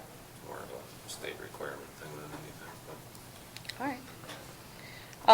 So the next Building and Grounds Committee will be held Monday, December 12th.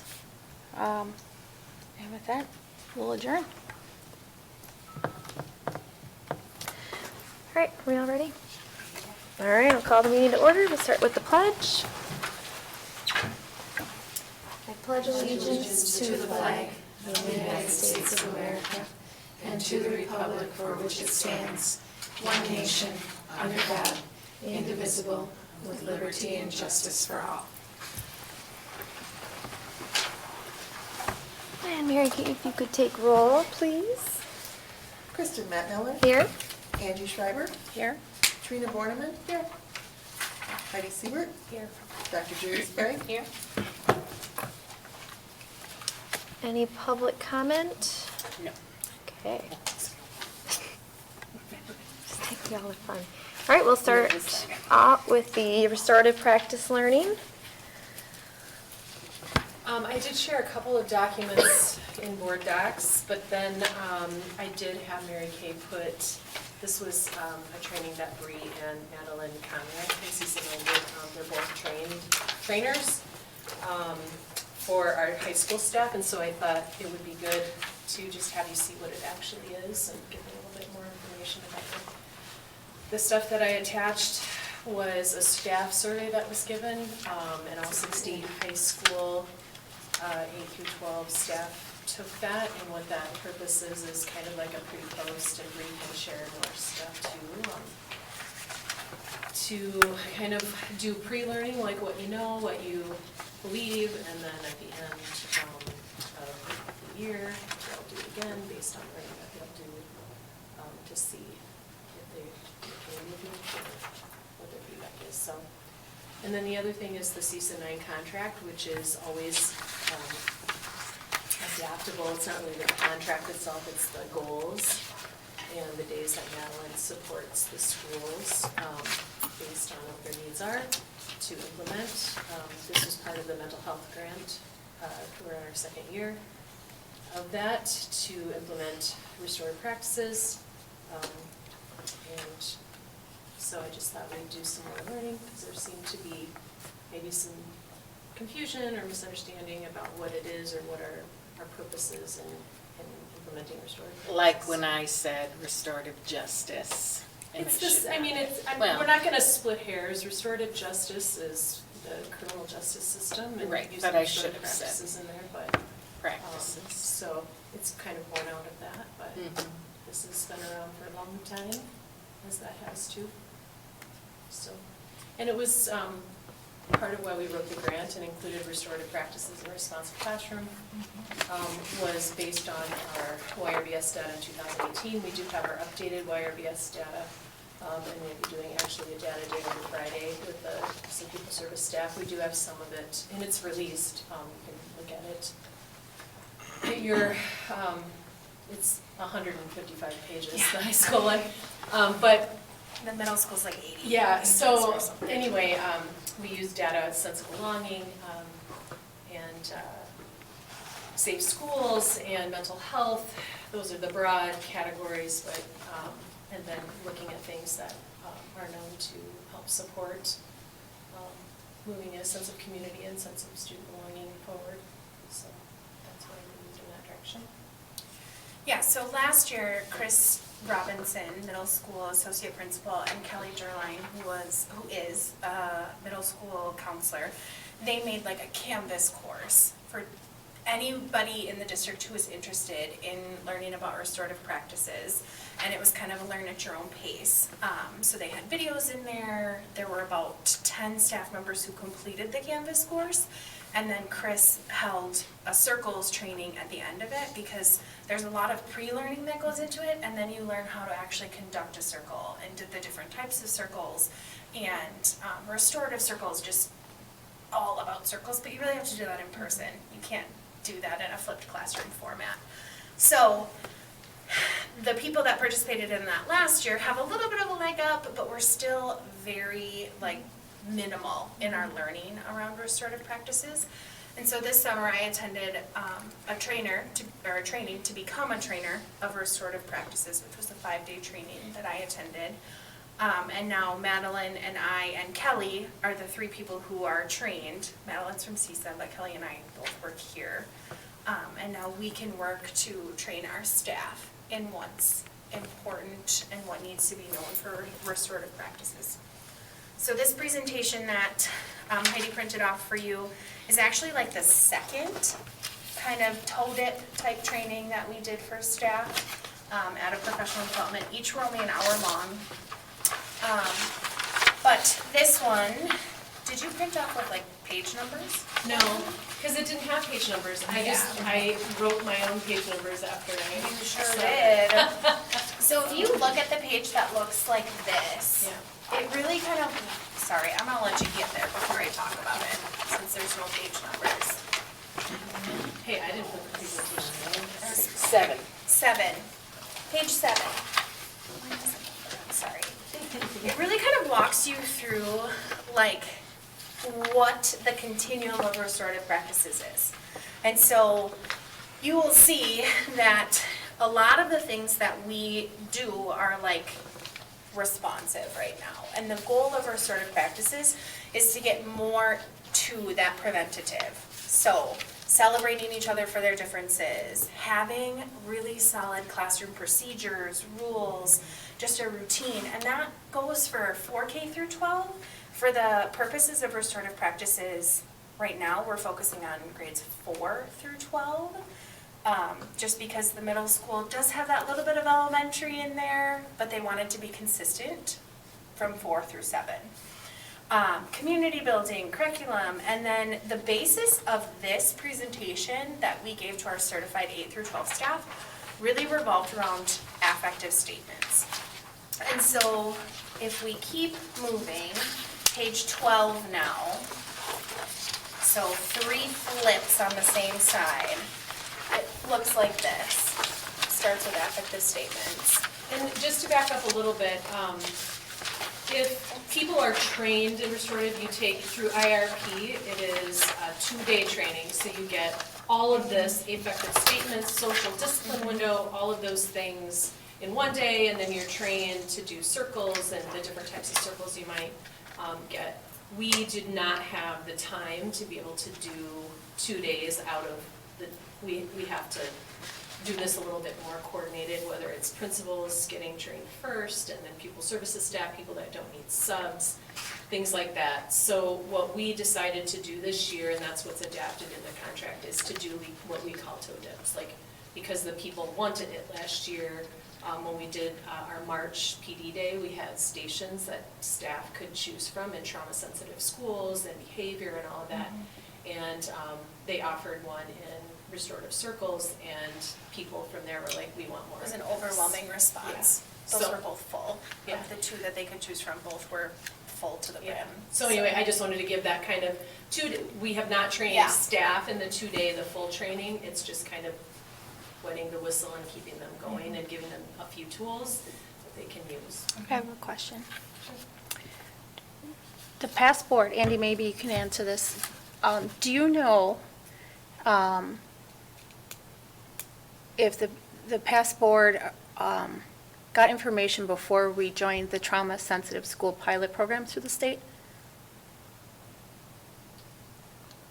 I can. I'm asking Andy. I think we did, but Information on restorative practices? No, becoming No. a trauma-sensitive school. Being part of the program through the DPI, there's only 13 schools in the are state. you talking about the grant that we It's a- sent back? No, No, it's a it's a pilot curriculum. program. Well, Heidi, you should answer that. There's a curriculum that's provided through the DPI, and they go for trauma-sensitive schools. There was a first set of modules that probably went out like 3 or 4 years ago, maybe more.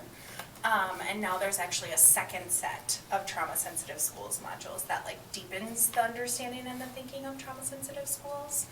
To my understanding, there was no board approval before entering that, but I don't think it was necessary. It wasn't necessary.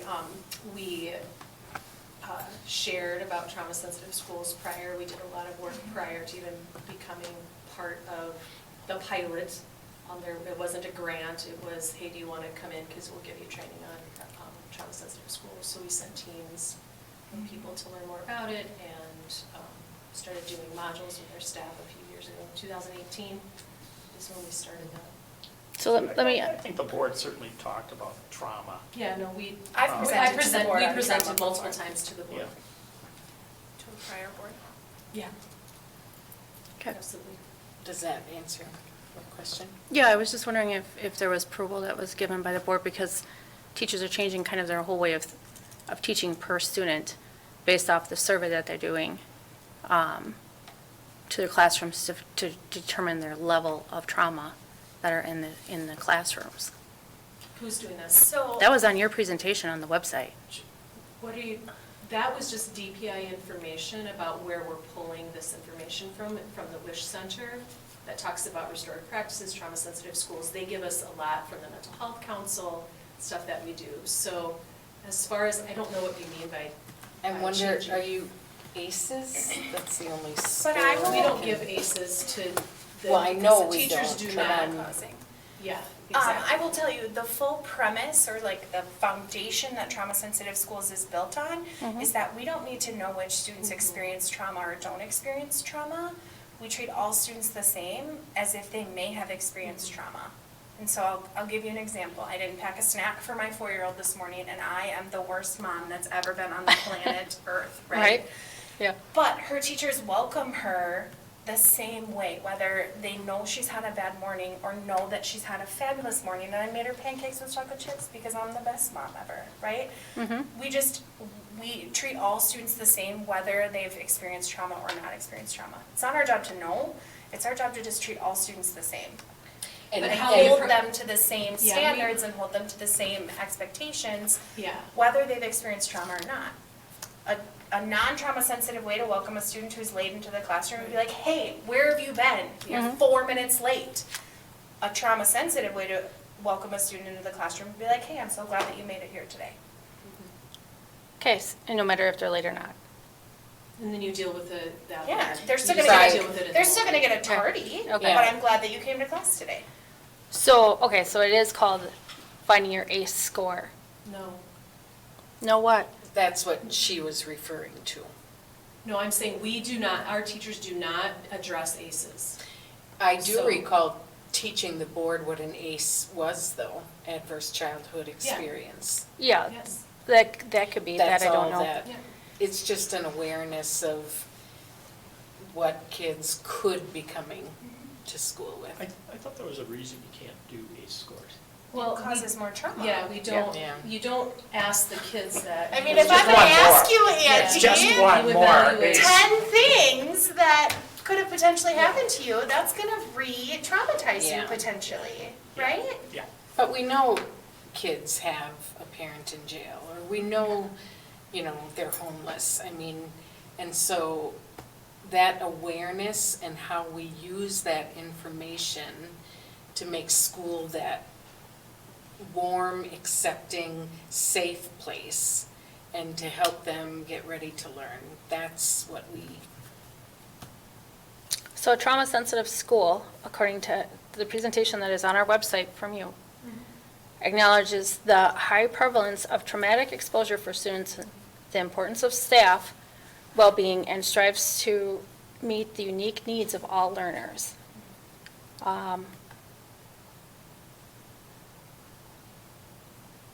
I'm gonna get us back on Yeah, track sorry. to effective statements. Great. Yeah, but- sorry, so, It's, well, they brought up trauma-sensitive schools, that's why I asked. you guys don't. That's fine, I just wanna get back on track. Wasn't approved. Yeah. You guys don't know me very well, but I'm always gonna talk about my kids. And so, another example that I can use with affective statements is, we're parents, right? How many times have we told our kids, no, don't do that? You have to be explicit with students, with staff members. I was just telling Heidi that I maybe made someone mad today, but no, that person didn't tell me, other people told me. You have to be explicit, and you have to say, Kinsey, don't touch that because you're gonna burn your hand, or don't touch that because you're gonna break your new $200 glasses I just bought you, right? Like, you have to be very explicit, and affective statements was really the basis of this conversation that we had with our 8 through 12 certified staff. And it really just provides feedback. And so if you've ever heard of like I statements, like I'm frustrated with you because you continually come into my class late. And when you do that, it makes me feel like my class isn't important. That's an example of an affective statement. And there's still consequences, and if you flip one more page, so this, like using affective statements, using restorative practices, it does not protect the students of consequences from their behavior, right? Natural or imposed consequences. There's still going to be consequences, whether they're positive or negative, from a student's behavior. And then one more flip, but on the back side. So affective statements really focus on the behavior. They don't focus on intrinsic value or I think you're a horrible person. It's, you hurt me when you did this. My feelings were hurt. Or when you said that in class, other people were uncomfortable. And it really focuses on the 4 questions. So like, what happened? What were you thinking? What are you thinking? How are you gonna make it right? And where do we go from here, right? Those are the 4 central questions of restorative practices. Because that's what it is. It's harm has been done to someone by you, and maybe they also harmed you. And so we need to restore that relationship, because restorative practices is really built on relationship building, community building. And the more that our students feel like they belong and that they can have a relationship with all of their peers and their staff members in the building, the better things will be. I feel you have a question. So are you saying, so in the example of bullying, so student A is bullying student B, okay? So you're saying that student B is supposed to talk to student A and say, you know, you've hurt my feelings, you've made me feel this way, and that's going to have an effect on student A, the bully? So restorative circles are always manned by like a moderator. And so it's not gonna happen in the hallway, it's gonna happen with Oh, like yeah, a I know. school counselor or Right. someone present. But it's essentially time to like air your grievances. Yeah, like you frustrated me when you did this. How, and then that person is going to moderate to say, how can we make this right? How can we restore this relationship? Well, let's go back to when we talk about the effective statement of, we focus on the behavior and not the person, because we're not looking at it as you're a bad kid or you're a good kid. We're looking at, so when we say bullies, anybody at any time potentially could be called a bully, because that's just what kids do. They'll say they're bullying me. They're not using the language around what is it that they're doing. And a lot of times those situations are dual. This one's bullying me and I'm bullying them, and they did this. So instead of focusing on the person and their intrinsic value, you're talking about this is not okay, and why not? And you bring in the person who is saying, and you ask them, how do you want to restore this? And maybe they're not ready to do it. But this is, I used to do it in my 5th grade class. My teacher, he was doing restorative practices before we knew what it was, and it was the hand of friendship up, and I was doing it a lot, right? So, I mean, this is talking about it in terms of how do we want people to relate to each other? And we'll get to, I don't know if we're there yet, but page 24, I think this is a good time. Yeah, I just want to say like an affective statement and something that would be said in a circle wouldn't be, you're bullying me. Yeah. It would be, you're calling me names, or you're trying to trip me in the hall, right? Right. It's very action-oriented or behavior-oriented, not No, I was just, generalized. yeah, I was Yes. generalizing for the And it doesn't example. mean that they wouldn't have a consequence Right. as well. They may or they may not, you know, it depends on the circumstances of what's happened. Yeah.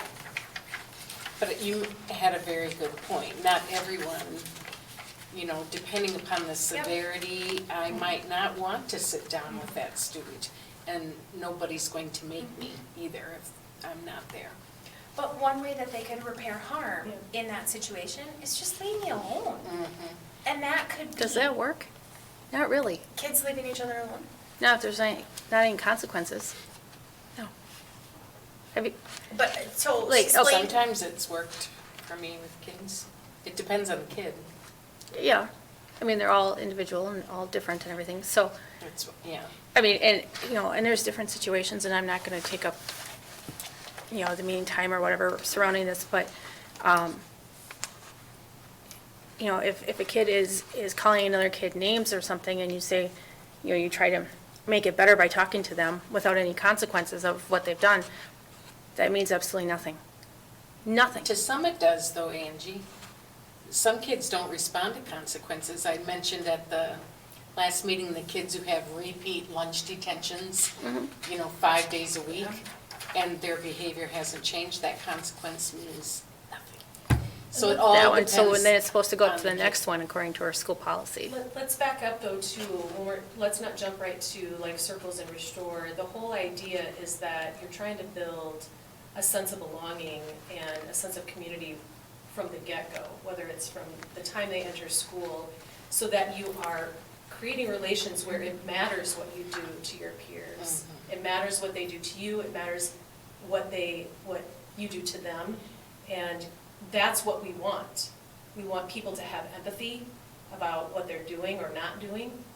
And you also have to realize when we start to talk about good kids and bad kids, there's a lot of privilege that goes on when you have people who might have certain status, whatever there's always cliques that go on in schools and stuff. But what's happened now is that there's a certain segment of our population who we'd say are good kids. They might just hide it better than the kids who tend to get in trouble a lot. And this restorative brings balance to accountability so that it's not just, oh, I got in trouble or I did this to that person and they're not getting in trouble because they have the right name or they have good grades or they have whatever it might be. And this makes all people in the circle or in the community accountable for their behavior. It equalizes it. And so you can't just get away with it because you always have. When we talked about vaping the other night or whatever, there's a lot of kids that vape that you wouldn't know that vape, that are in sports, that get good grades, that do all this stuff. They don't get caught. We still don't want them to vape. Nothing Right? happens if So- they do. What's that? Nothing happens if they do. Do what? Get caught. I'm not gonna go there because I would disagree with that, but the point that Julie was making too is that what we are trying to do is strip away the fact that there are systems in play that some kids can't access because they don't have the same types of privilege or whatever. And so a restorative type of community that you're building is that it doesn't matter. Doesn't matter where you come from, doesn't matter your money, doesn't matter your name, doesn't matter your grades, that you are coming together in a place that, because they're all gonna be part of our community. All of these kids, they're gonna be a part of the community. And so our larger community. And so what kinds of kids do we want? I'm gonna read slide 24. A basic premise looks like this. A basic premise of restorative practices is that the increasingly inappropriate behavior in schools is a direct consequence of the overall loss of connectedness in our society. By fostering inclusion, community, accountability, responsibility, support, nurturing, and cooperation, circles restore these qualities to a community or classroom and facilitate the development of character. As a consequence of fostering relationships and a sense of belonging, academic performance too flourishes. So, When did you start implementing the restorative practices? How many years has it been? we're just toe dipping now this year. But you've Canvas had, course and then Last year, but you had like PBIS, that's, that's different. That's a framework for multi-level systems of support. but it's along the same methodology. No, it's not even this, it's not, you could do PBIS and not have restorative practices being done. We've done PBIS. You could do for restorative, some people go decades. away from PBIS and just do restorative practices in their structures. So no, it's not, it's not related. That's a structure of, these kids, you have universal practices like Expectations. What expectations in does your it look classroom, all like? of that, whether you do restorative or you don't, this is different, it's different, so. So this is bringing everybody down to the same level. No, actually, it's not, it's actually trying to If I had to sum it increase. up, this definition is, I think, very articulate, but it's about that relationship piece. Because if I don't have a relationship with my teacher or any peers, I am disengaged, and why would I even come to school, much less exhibit desired behaviors? It's that human connectedness, which is one of our continuous improvement goals, that sense of belonging. It also, I mean, I know that Heidi didn't provide you our YRBS data from 2019, but they are directly connected. The same exact percentage of males and females who feel like they have one adult at school that they can talk to is directly connected to those students who feel safe at school. It is a direct correlation to their grades. A's have the most, they have the highest percentage of students who feel like they connect with a staff member, all the way down to F's who feel like they don't connect with a staff Well, member. a sense of belonging, they don't even register at the high school D's and F's. The kids don't, the data, they don't even register that they have any sense of belonging right now in the 2021. So, and they're the what we ones that would need it like the to most. change, yeah. And just reading an article about regarding what is the biggest impact, influence, what year, oh, no, not the article, in the book I'm reading in Upstream. It's talking about the freshman year and what we call DUES in Wisconsin, which is all the things that talk about whether a child is at risk or not. And the biggest thing is failure of their core classes is a predictor of whether they're going to graduate from high school as a freshman. And so how do we influence that if they are not feeling a sense of belonging in their school? Because that is also correlated. So there was another stat too, but those two things are talking about, and it's been studied over and over again with regards to that. So capturing those kids early is actually a bigger predictor than actually attendance even. It's their failure in their core classes their freshman year. So this is all related to achievement and how do we get kids to engage in their school.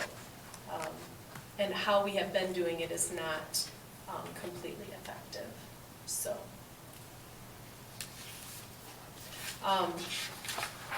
So those are anything else you wanted to say about that? I don't know if you got a chance to look at the staff data, but it's pretty clear where they're at and that they're ready to take, the next step. They want it. They believe it. What is interesting is the question that it says, all of this falls in line, 80-90% like we want to be involved in making sure that if somebody breaks a rule or they hurt somebody, that everybody's involved in that because they know they're going to get a better outcome when all parties are involved, long-term outcomes for students. But it doesn't mean that staff don't think there should be consequences or consistency, or at least something, a system so they know. One of the most interesting one out of this is most of the staff will say, when a young person is misbehaved, it is my responsibility to refer it to an administrator who will decide what to do.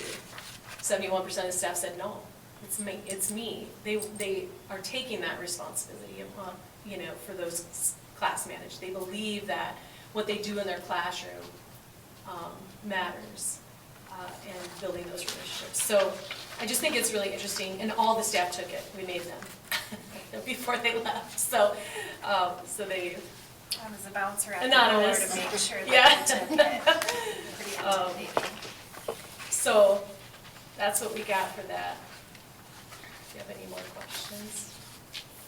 So it initially starts as a reactive, some sort of event leads to. Potentially, potentially. Potentially, yeah. and then it's just something that like you ongoing revisiting is how it becomes, or you're just hoping that that one circle then will prevent it from happening, and that's how it becomes proactive. It comes before that, like when the continuum was on there, it's building the community ahead of time. And when schools actually implement restorative practices throughout from the ground up, you see less behaviors, you see less referrals for whatever it might be. You just overall, you see less because they're connected. It doesn't mean that you're not still gonna have kids that fight and kids that harm, right? But then if it gets to a circle like you see in that continuum, then it's like, okay, you're gonna try this type of circle, you're gonna try to repair that, and then if it's something that's more, it might just jump to an office, like, this is what we're gonna do. Like, it's not just linear all the time. Right. But it takes time to establish that because staff have to feel supported in that as well. But why they teach effective language is because that works. I mean, like, just flipping how you ask a question, or, instead of an accusatory, like, if you know Johnny, when he walks in late, that if I say, why were you late, he's gonna blow. So now we've just created an unsafe situation or whatever. But if I say, I'm glad you're here, have a seat, and even if he puts his head down the whole time, I have an opportunity after, when the kids leave, that I might address Johnny and say, why were you late? And sometimes kids like Johnny have to take their peers or their little siblings to school, and they are gonna be late, and so you work things out so that they get to school, so they pass their classes. I mean, that's what it's about. For me, the hard part is to, like, we're toe dipping, we're introducing this, and it seems like, yeah, it'll work really great when they're 6, but if we're introducing this to 16-year-olds, it's like we're past that, And then we're never Yeah, past it, we can yeah. always, I get that, but it just seems like, And there might how be- do we, There might be Yeah, it's teenage not gonna- occurrences where this wouldn't be appropriate, the more. But they see some Severe. powerful, right now, they've had some powerful circles, like Carrie Kubacki is Oh, also yeah, trained in thank you. doing. And so she will come and do circles with groups of kids. Sometimes it's like, these kids are, maybe being discriminatory, or two different groups or whatever, okay, we're gonna sit down, we're gonna talk about this. Or, a big social media, which is usually where most of this stuff starts, there's crap going on in both schools, and, okay, we're coming together, and we're gonna address this as a group. And they see really powerful outcomes within that. The issue is that, how do you sustain that after, right? But even just being introduced to a different way of having to deal with something, most kids at the high school level would probably prefer lunch detention or a suspension over having to sit in a circle and have to own up to what you did. I mean, that's lunch hard. detention where I can put my head down? And Absolutely. with social media, lack of communicate, I mean, we've had rough years anyway with social media. Mental health has already been in a decline with our youth. And then we have COVID. And so that's all they did for a year, was on social media and how they interacted. And now we're coming back out of that, and they don't know how to communicate with each other. And so we're doing a service to our community, versus, it's not about either or. It's, you need to own what you did. Do you have I disagree. okay, So that's okay. I think we're coddling the kids too much. So when they grow into adults, they don't know how to function in the real world, because the real world is not like this.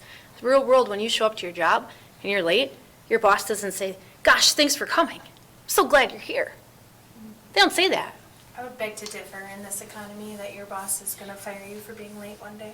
Yeah, your boss is more likely to say, we've Probably all 'cause they're so started- desperate. We've all started work here at 8 o'clock, and you've delayed the team from starting at 8 o'clock, and this is really difficult for me. And that would be restorative practice, right? And the boss might also say, if this happens 3 more times, my solution is not to You're gonna have have you a working. Right. So then they get fired and they don't function at a And full remember, adult No, capacity. but somewhere they have to learn that they have to take responsibility, and if we can do that for them in school. Right, we should. Because back when I was in And high that's school, what this is.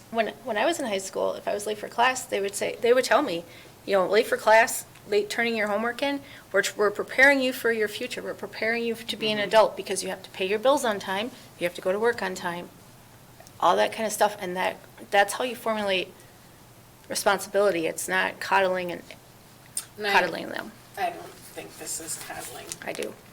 Yeah, I would have to. I agree with you though, Kristen, that like some of our 10th graders, 10th, 11th, 12th, not that it's late, but like, okay, they've had a lot of childhood and learned behaviors behind them, right? And that's the purpose of us starting it at 4th grade as well.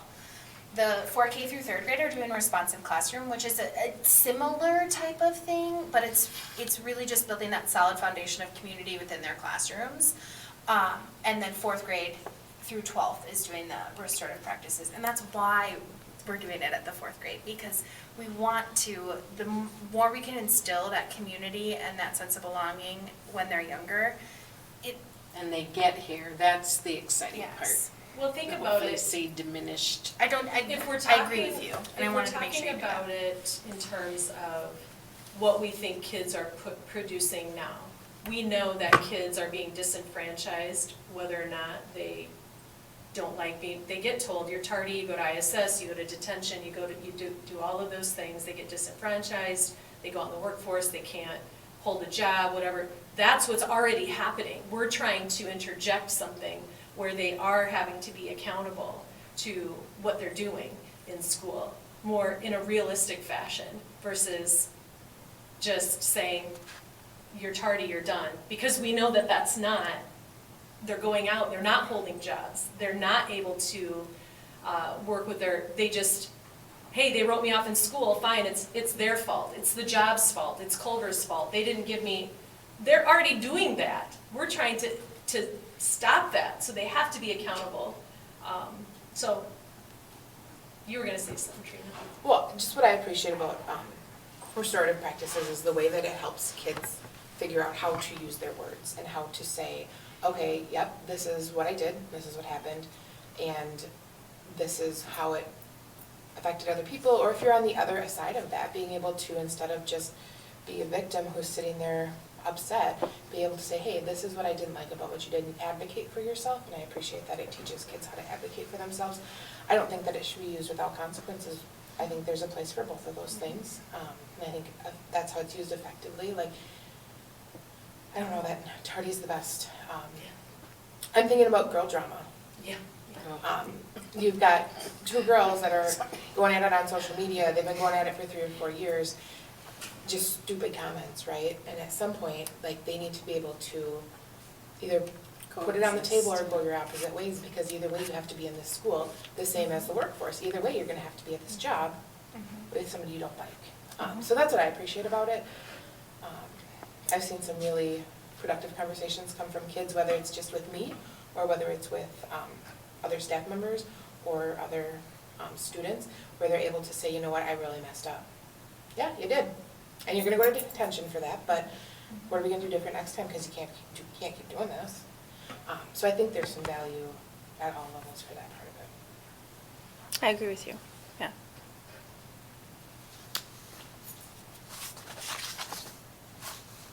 Any other questions? Yeah. The Anything other two else? will go real quick. Thank you. You can also maybe, are we gonna do handle with care next? I can't remember what was on the- Next is safety and Oh, crisis. okay. Do you want? But if Bree is doing handle with care, we can jump So around. Amanda Moore was going to, but she had class tonight, so she sent me her. Amanda got all the way to Wausau to find out her class was virtual. Oh, It was like, that's the worst news in the entirety of the universe. In those roads too. I can do both. Bree's involved in all of it. Okay. So we'll do safety. So Jake, I know we're going to be working on the actual crisis safety plan that has to be approved before January 1st every year. And last year, we knew that there were some things that weren't either being done or that we needed to shore up within our safety plan. And so I just wanted to give you kind of an update on some of the things we've done this fall that will be either incorporated or highlighted in the safety plan as we move forward. Bridging, in the past, it was very physical safety and all of that, and that was Jake's thing, but as we know, the mental health side of safety is you can't kind of separate those things out, and so we've been working together quite a bit. This fall, we've done 2 trainings. One is called Prepare, which we took a team of people to CISA 9 in October, and that was, Jake was included, we had administrators, Officer Schilling went, support staff. The good thing to report is a lot of our crisis plan already has some of the language, and we followed the Prepare training, but we hadn't really, I think the communication piece and the alignment of roles and responsibilities within needs to be fixed. And we also weren't meeting, our safety teams weren't meeting last year, and so last May we said you need to start meeting monthly. They gathered their teams, so now they have teams.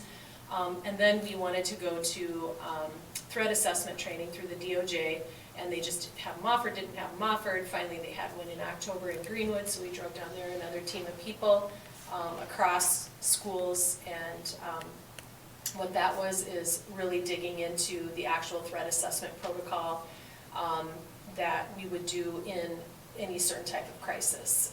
And so we got that training, and so now it's just putting those pieces together and making sure that it's highlighted and understood within the crisis plan. And really it comes to the building level. And so our district crisis team will be meeting probably quarterly as we move forward, but we've been meeting monthly. And then the building teams will be meeting monthly. And then the elementary we're still working on how we want to communicate that out, and if they'll have one team, because it's kind of two-sided. It's your safety team, which is more your physical safety, and then your crisis team, and they're kind of one. But they have different roles within the teams, and so that's the part that we are working towards identifying, like incident command, things like that. So, for example, we had a situation that occurred. It was not a situation, but they thought it might be a situation at the high school, and so we had like 6 people on it. We didn't need 6 people on it. We needed to identify, so that I guess it's better to have more than less, but it really was, we have to identify communicators, identify who's going to help with mental health, who's, all those things in these situations, and to identify so that we can make sure that it's coordinated efficiently and effectively. And then the last piece that we did was we did move forward with Speak Up, Speak Out, which is the DOJ platform for making, kids can make, why am I drawing a blank? So Call in and make it, is hey, a there's a confidential tip confidential line. tip line, sorry. There's an app on Yeah. 8 through 12 student Chromebooks. 6 and 7 are joining 8 through 12 in early December. There's also a phone number, and then the DOJ manages it all. And so we used to have an app that was called Stop It, but that was really administrator. Like administrators are the only people who got the reports. And so if someone made a report at 11:30 at night, that Yeah. could sit in an administrator's inbox until 9:30, noon, 2 p.m. the next day, right? Matt Moran literally heated up his lunch at 2:15 today. But because the DOJ manages it, they get the tip. They have people that are manning the site 24/7. They chat with the person to get as much information Yeah, as it's they pretty can. They give you recommendations on how to proceed forward with the situation. So We had 2 on the day it went live, Yeah. and neither of them were threats, but it was pretty amazing how they can talk directly to the student, they get the information from them, they can chat, and they let you know, because I get all of them from the high school, and so they can, and then they assess the threat, and then they let you know, and then our staff was able to follow up right away in both of those situations. And they have mental health, law enforcement, I mean, there's a team of people that Yeah. respond, so it's not just Yeah. police officers who aren't crisis trained, or just crisis responders that don't have the law enforcement physical safety portion, so, How do you said you get all of them from the high school? What do you mean you get all of them? So the system, it's all the administrators, and we probably will change this. When I signed everybody up, I just put who was in charge at the time. And so they go to all 4, they went to go to me, and they were going to all the principals at the high school. So every one of them got it. I don't know that we're gonna continue to do it that way, it's just, that's how it rolled out. So I when she also, says all of them, she means the 2 that the have been 2, reported. so there's far. only been 2 So, right so 2 far. reports, so the reports are going to you? Yes, I see the Okay. reports, and so like I might follow up, but then they were getting them too, but it's not manageable, like, And you will likely get any reports to the middle school, because you also signed Heather and Teal up for that. yeah. So But I- that might not stay that way. But I'm forever. glad, just because I got to see it from the inside, kind of what. I can tell you for somebody who did not read all the directions when she set hers up, do not do a test. It's very fast, it's a very efficient system. And then you get yelled at by the DOJ. That's Yeah. like literally the first thing. Did you say by the DOJ? Fake threaded? No, but I even, Dude, I was doing it by myself. I even vetted, like, Yes, I did. I called some other schools that have successfully implemented Speak Up, Speak Out. And I said, okay, what was the peak time? Like, how long did you see like a influx of, we vetted it pretty hard. But because the DOJ manages it, and it was cost-free to us because the DOJ manages it and it's offered through the DOJ, we felt like it was the best. And neither of Space those for us to were go. threats. And once they probed the kid was like, well, you know, it Yeah. was more of just, I was mad at this kid, and so. So, okay. So how are we getting this information to the students? How are we promoting it to the students? And the reason why I ask is because Trinity was one of the first students that saw, if you remember last year, there was a school threat that came across on Snapchat. Oh, is that the one that was, Or TikTok one, I can't Yeah. remember. Anyways, but it it was did. from Missouri? Yes. Yeah. But that one. before we knew it was from Missouri. Yeah. She was one of the first kids that saw it and stuff, and she didn't know who to report it to. And so we came in and we talked directly with Clint, because I was like, oh my God, you know, Yeah. and then in the comments, there was other kids actually going through and actually naming specific high schools. Yeah. Which were not in our area, but again, you didn't know. Yeah. And everything, and they took them a while to track down who it was. So my question is, because she didn't know how to turn this in, how are we promoting this to the students that they remember it? So all students were given a presentation during advisory that talked about what types of things they would report, how to access the app on their Chromebook. It included the phone number, but not all of our students have phones that can make calls, right? Right. So it was like a 5 or 6 slide presentation, and then they showed them where the app was on their Chromebook. Okay. And that was after communication with, parents went out at Yeah. parent-teacher Teacher conferences, conferences. sorry. Yep. And we had talked to our staff about it as well, so that they could help students to navigate it as well. Okay, so if they're at home, They could, like what happened last year with us, they could still make that report to that app.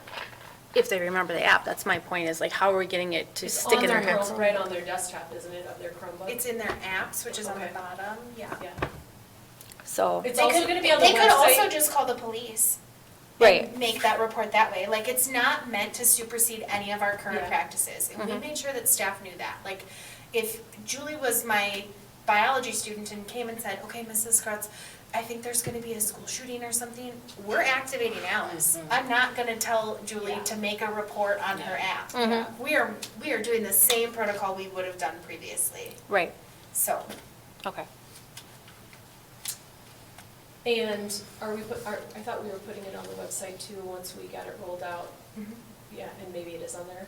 Did we have Dustin put it on yet? Like, I can't remember I'll if we did. check. I I'm don't unsure. remember.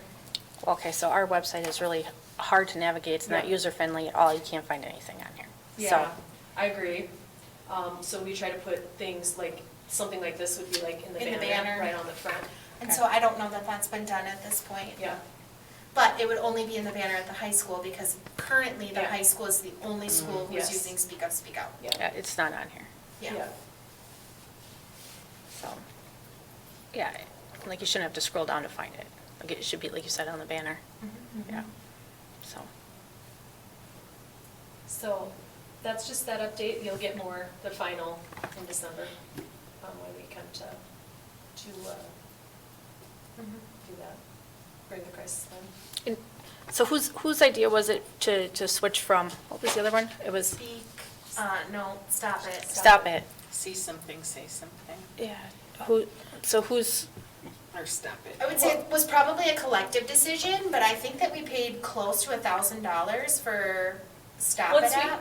Once we went to training on, and it got pushed out through this Office of School Safety, the SUSO app, I was like, this is free, it's Yeah. managed by the DOJ, and, And so to I my knowledge, brought that it came out this to, summer. so I brought it to the high school and to Anita and Bree, and I said, hey, check it out, go to the trainer to see what it's all about. It has way more resources, you can, even if elementary students are not,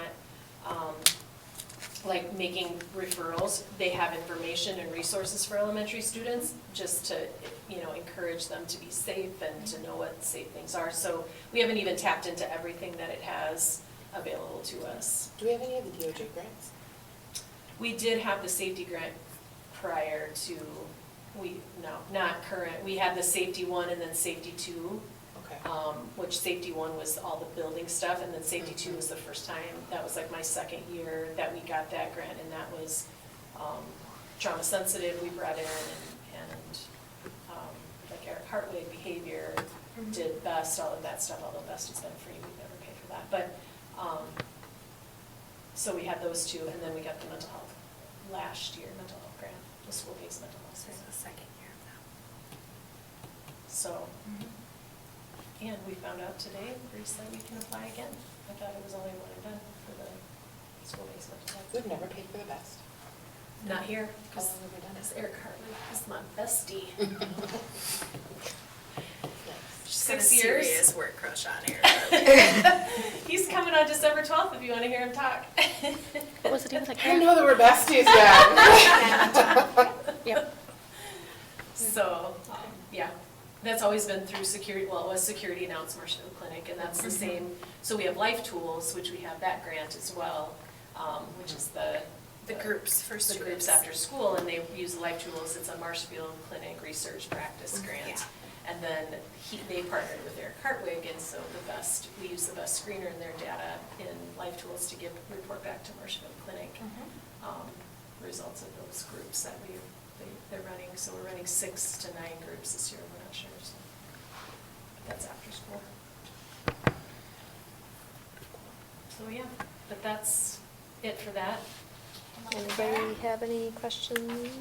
Okay, so the DPI, the grant that is coming up that you can apply for again, that's the DPI mental health grant, or is there a different? School-based, yeah. It would School-based. be the school-based mental health grant, so Okay. SB, whatever that is. It's not Okay. open yet, but, But that's the grant that we're in the second year of. We got $150,000 for 2 years. Okay, okay. And I will do everything in my power to get that grant together. yeah, and the pathway is gonna be going live soon too, so the mental health pathway, so we're excited about that. I'll just go on and just give the brief synopsis from, we wanted to share about Handle with Care. And so, I need to find the right one. I'll just share, this is what Amanda sent me, so I apologize. So Handle with Care is a program that is official with certain districts and police, sheriff departments, where, let's say, it's easiest to do an example. There was a student of ours who was in Wausau. I got a call from the Wausau PD, and the next day, and they said, we just wanted to let you know that one of your students was at their dad's home in Wausau, and there was a police interaction with them. And we wanted to let you know that because they're coming back, and just in case, and so we're prepped for the child to come back to school. And so that's the official way that they do it in Wausau, this Handle with Care. And there's, Amanda's been working on getting that officially here, and has been talking with police and sheriff's department. It's been a little, I don't know, slow going. Well, last year, both Amanda and I were getting the daily jail roster for Langland County, but the jail roster has people's charges on it, and they're innocent until proven guilty, right? And so we were no longer getting those at the beginning of this year. And so she made contacts with the sheriff's department, with the Antigo PD, to make sure that anybody who potentially had connections to school, that she was getting contacted, saying they potentially had police contact. The purpose of Handle with Care is not to check in and say, Exactly. Julie, I hear that your brother got arrested Tell me all about it. yesterday. Yeah. No, it's really just more like, hey, they might be off. They might be Yeah. super tired because they didn't sleep last night. And so we just need to be aware that they just may have a rougher day, or that they just might not be themselves that day. So Yeah, then what so this- happens with that? So Yeah. Amanda gets that information Yeah. and she disseminates that to like a classroom teacher, the building principals, the school counselor, in case the classroom teacher's like, hey, Julie is really off today because, Or the student comes to them. Yeah. To the teacher, Yep. comes to them and says. oh, by the blah, way, blah, the blah. police were at my house last night.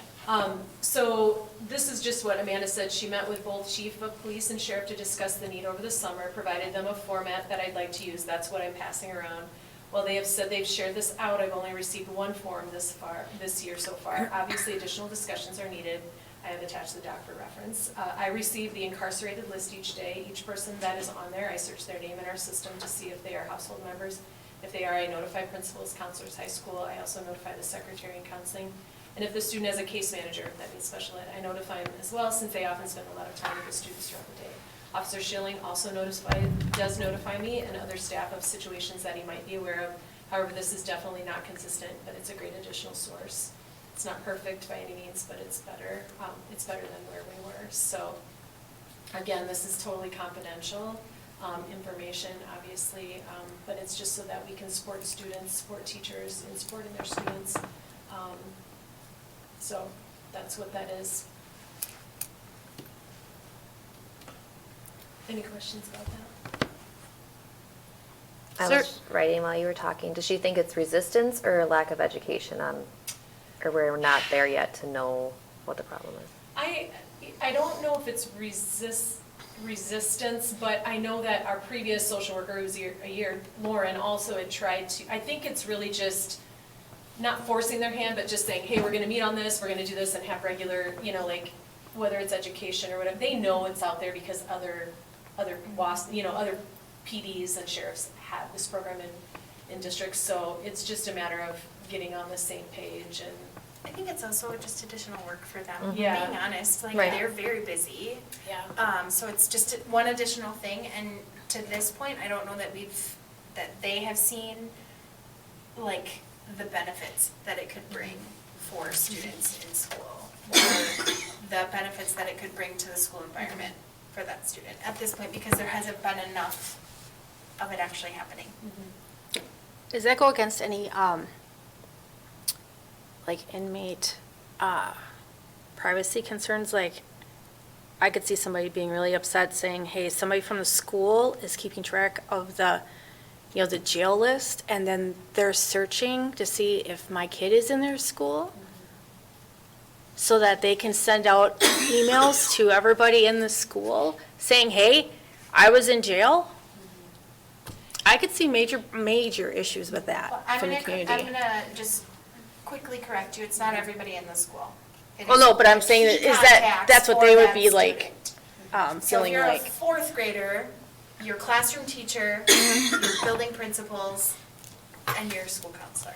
Right. the jail list, it's not the case, we And don't Amanda know what doesn't they send out did.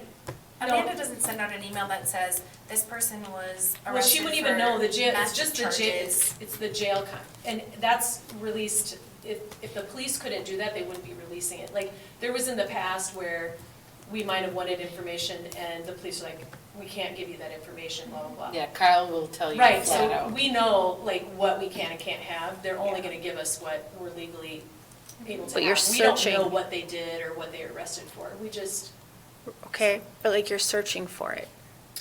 she's looking at, she knows the name of the person, so she's just looking to see if there's any kids in school, that's all. I could see the community not liking that. Why would,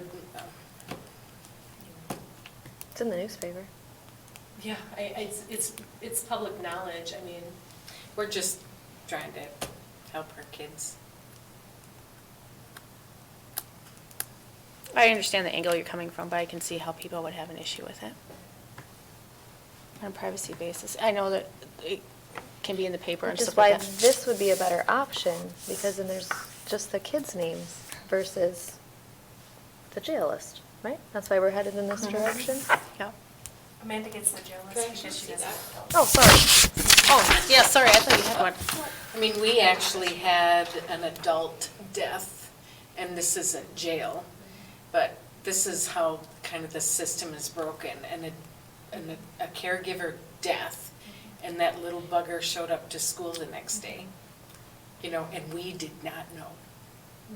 So that's wrong. I mean, we should have been prepped so we were ready to help that kid navigate. and we're And working with Handle social. with Care is yeah. like specific to the To- police yeah. department, Yeah. like Yeah. that term, Handle with Care. Yeah. But Handle with Care applies to many more situations, right? I mean, there are some schools that like, they put a ticket in their backpack that's like, dude, rough morning. like this morning when I'm the worst mom on the entire planet Earth because I didn't pack a snack, right? Like, rough morning, just know that she's probably off or on fire, I don't know, like, And we're just People trying to do get that as much everywhere. information as we can because everybody's overloaded. Social services won't even handle truancy anymore because they can't. And Neither that will happened youth started last justice. May. What's that? neither will youth justice. Right, so can't even make, JIPS petitions anymore as far as just for truancy. So they have to have other things that are going on, which a lot of them do, but social services is they're doing the best they can to. But as much information that we can have to support our kids, I'm It's like that community Yeah. wraparound. But I will tell you, 9 times out of 10, when social services reaches out to me to try to set up counseling for a family, through Stephanie Fossbender, who's like their community resource Yeah. specialist, she takes all the things that are screened out. that's, yeah. I've already touched base with that family, and I've already been working with them. Yeah. Like, that's how overloaded they are, because our school counselors are already communicating with me, this family needs services, this family needs something. And so, I mean, beginning of the school year, she had someone that we worked with all last school year. You know, like, that's just how far behind they are and how overloaded they are, unfortunately. Thank you. That's a Yeah. lot. Well, that's all I have. I have one question. Yeah. So it's not related to any of this, but just, so I'm curious, like when we hire staff to work with our special needs students, or are they, is it all defined as like IAs, instructional assistants? We have Can you help special me ed instructional understand this? assistants, but we also have regular ed instructional assistants who can work with anybody. Okay, so if a child has 504? No.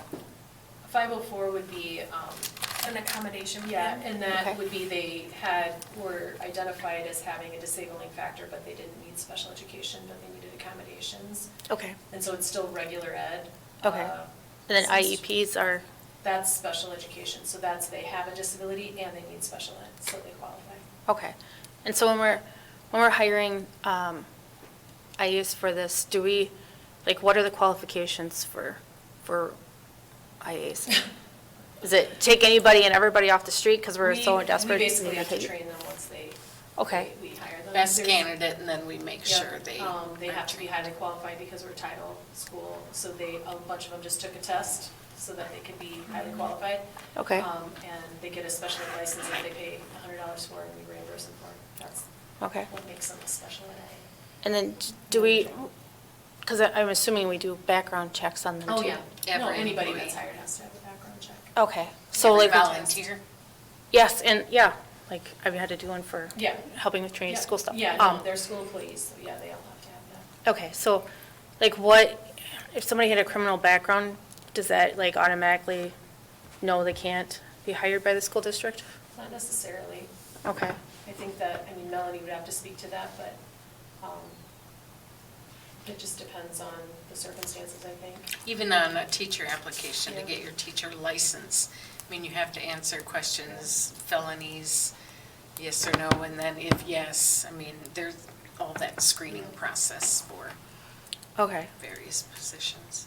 okay, so like domestic abuse, something like that, or a history of restraining orders, or OWIs, or drug abuse, or anything like that with that? Would not, like if you're talking about an IA position, it wouldn't necessarily exclude that person from being hired. It's often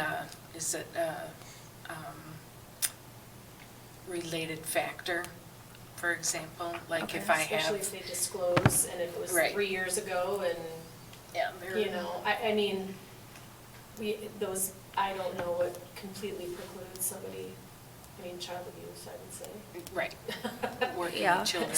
So, but I don't know that a drug offense or something like that, if it was 5 years ago, would necessarily, it would show up and they probably disclose. I There's a don't know. drug screen you have to Yeah, pass. yeah, they have to do a drug screening when they get hired, so. Okay, but like if somebody has an OWI or something like that, or domestic, they could still be hired? I feel like there's a specific question in there. No, I'm just wondering. Potentially. Yeah, an OWI wouldn't necessarily mean, especially depending on how long ago, that you would be, Like if your license has been reinstated, Yeah. I doubt that would be a red flag. Okay. That's what I'm thinking anyway. Okay. All right. I was just wondering like what, because we need more IAs, and so I'm just wondering if there's certain criteria that, you know, would prohibit us from hiring anybody. We're taking them all right now, as long as they're drug-free. I don't know, I'm being facetious, but we have to do most of the, we're hiring some now. Even that pool is low. And then you take the most qualified candidate and Yes. train them for what Try. jobs. Yeah. We're hiring parents these days. A lot of parents have been applying. And that's a double-edged sword, because you don't necessarily want them to be in their kid's classroom or in their kid's school. It depends, some are great and some can't be with their kid, you know, like, so. Yeah. I mean, it's just, I'm just being truthful. It's. Right, yeah, you no, I know, get it, yeah. So, but we're getting, I would say this, probably have 5 parents right now that are current kids are in schools. And they were hired, Okay, so. okay. Yeah. Okay. Have a lot. That's all I have. All right, our next meeting will be on December 12th. So do you need to meet? Danny had sent an email saying December meeting is only necessary if there's something that has to be forwarded to the full board in December. Otherwise, you should take the month off, he said. Well, we were gonna share but we can do that in January if you want. Are we gonna discuss the behavior. We're gonna behavior? do It's the already sent behavior. out, the principals have it, and I created so they're getting data together right now. So whatever, or you can bring it to the whole board too, So it's up to you. you got me. Well, we're having a building and grounds, We are having a building and grounds Yep. meeting, but so if we just kept Whichever. this one It brief. was only gonna be that, and That's- then I think I had, behavior strategists, we're just gonna. right, so there's gonna be behavior. The only, The behavior strategists are gonna come to the I don't know if committee. they're gonna come, I met with them, so whether they give a report, whether, I would like them to come. they both live pretty, one lives in Wausau and one lives in Post Lake, I'm just saying for the lateness, but they would come if I Yeah. asked them to, if they're available. Because, Jerry? No, Oh. he's an IA, it's Scott Sigmund. Okay, but he deals with a lot with the behavior, so he Yeah, would but be a good he's one. not a behavior, you wanted a report from the behavior strategist because they're new positions. and right, so Okay. to see He, if Scott they're, Sigmund has a different role, he's doing some different things as like a professional teacher person. Jerry's an instructional assistant who handles behaviors like Carla or whatever. So, not that his job isn't important, it's very important, but these Okay. were new positions. So, and then Lynn Walters is the one who's doing the K-5. So, Okay. and their jobs look very different based on their skill sets right now, and we could use a couple more, honestly.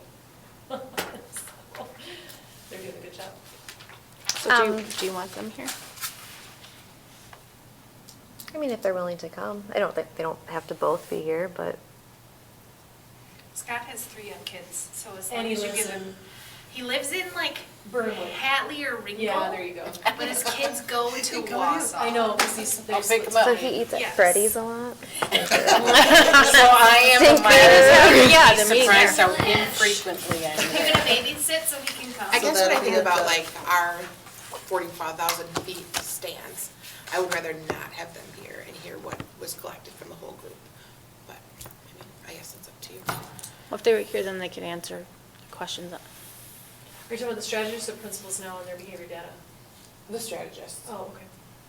Let's get their data, and if we need them to come for questions, we'll have them come to a different meeting. What kind of Let's data start do you with want that. from them? Because their jobs are being created as they do them.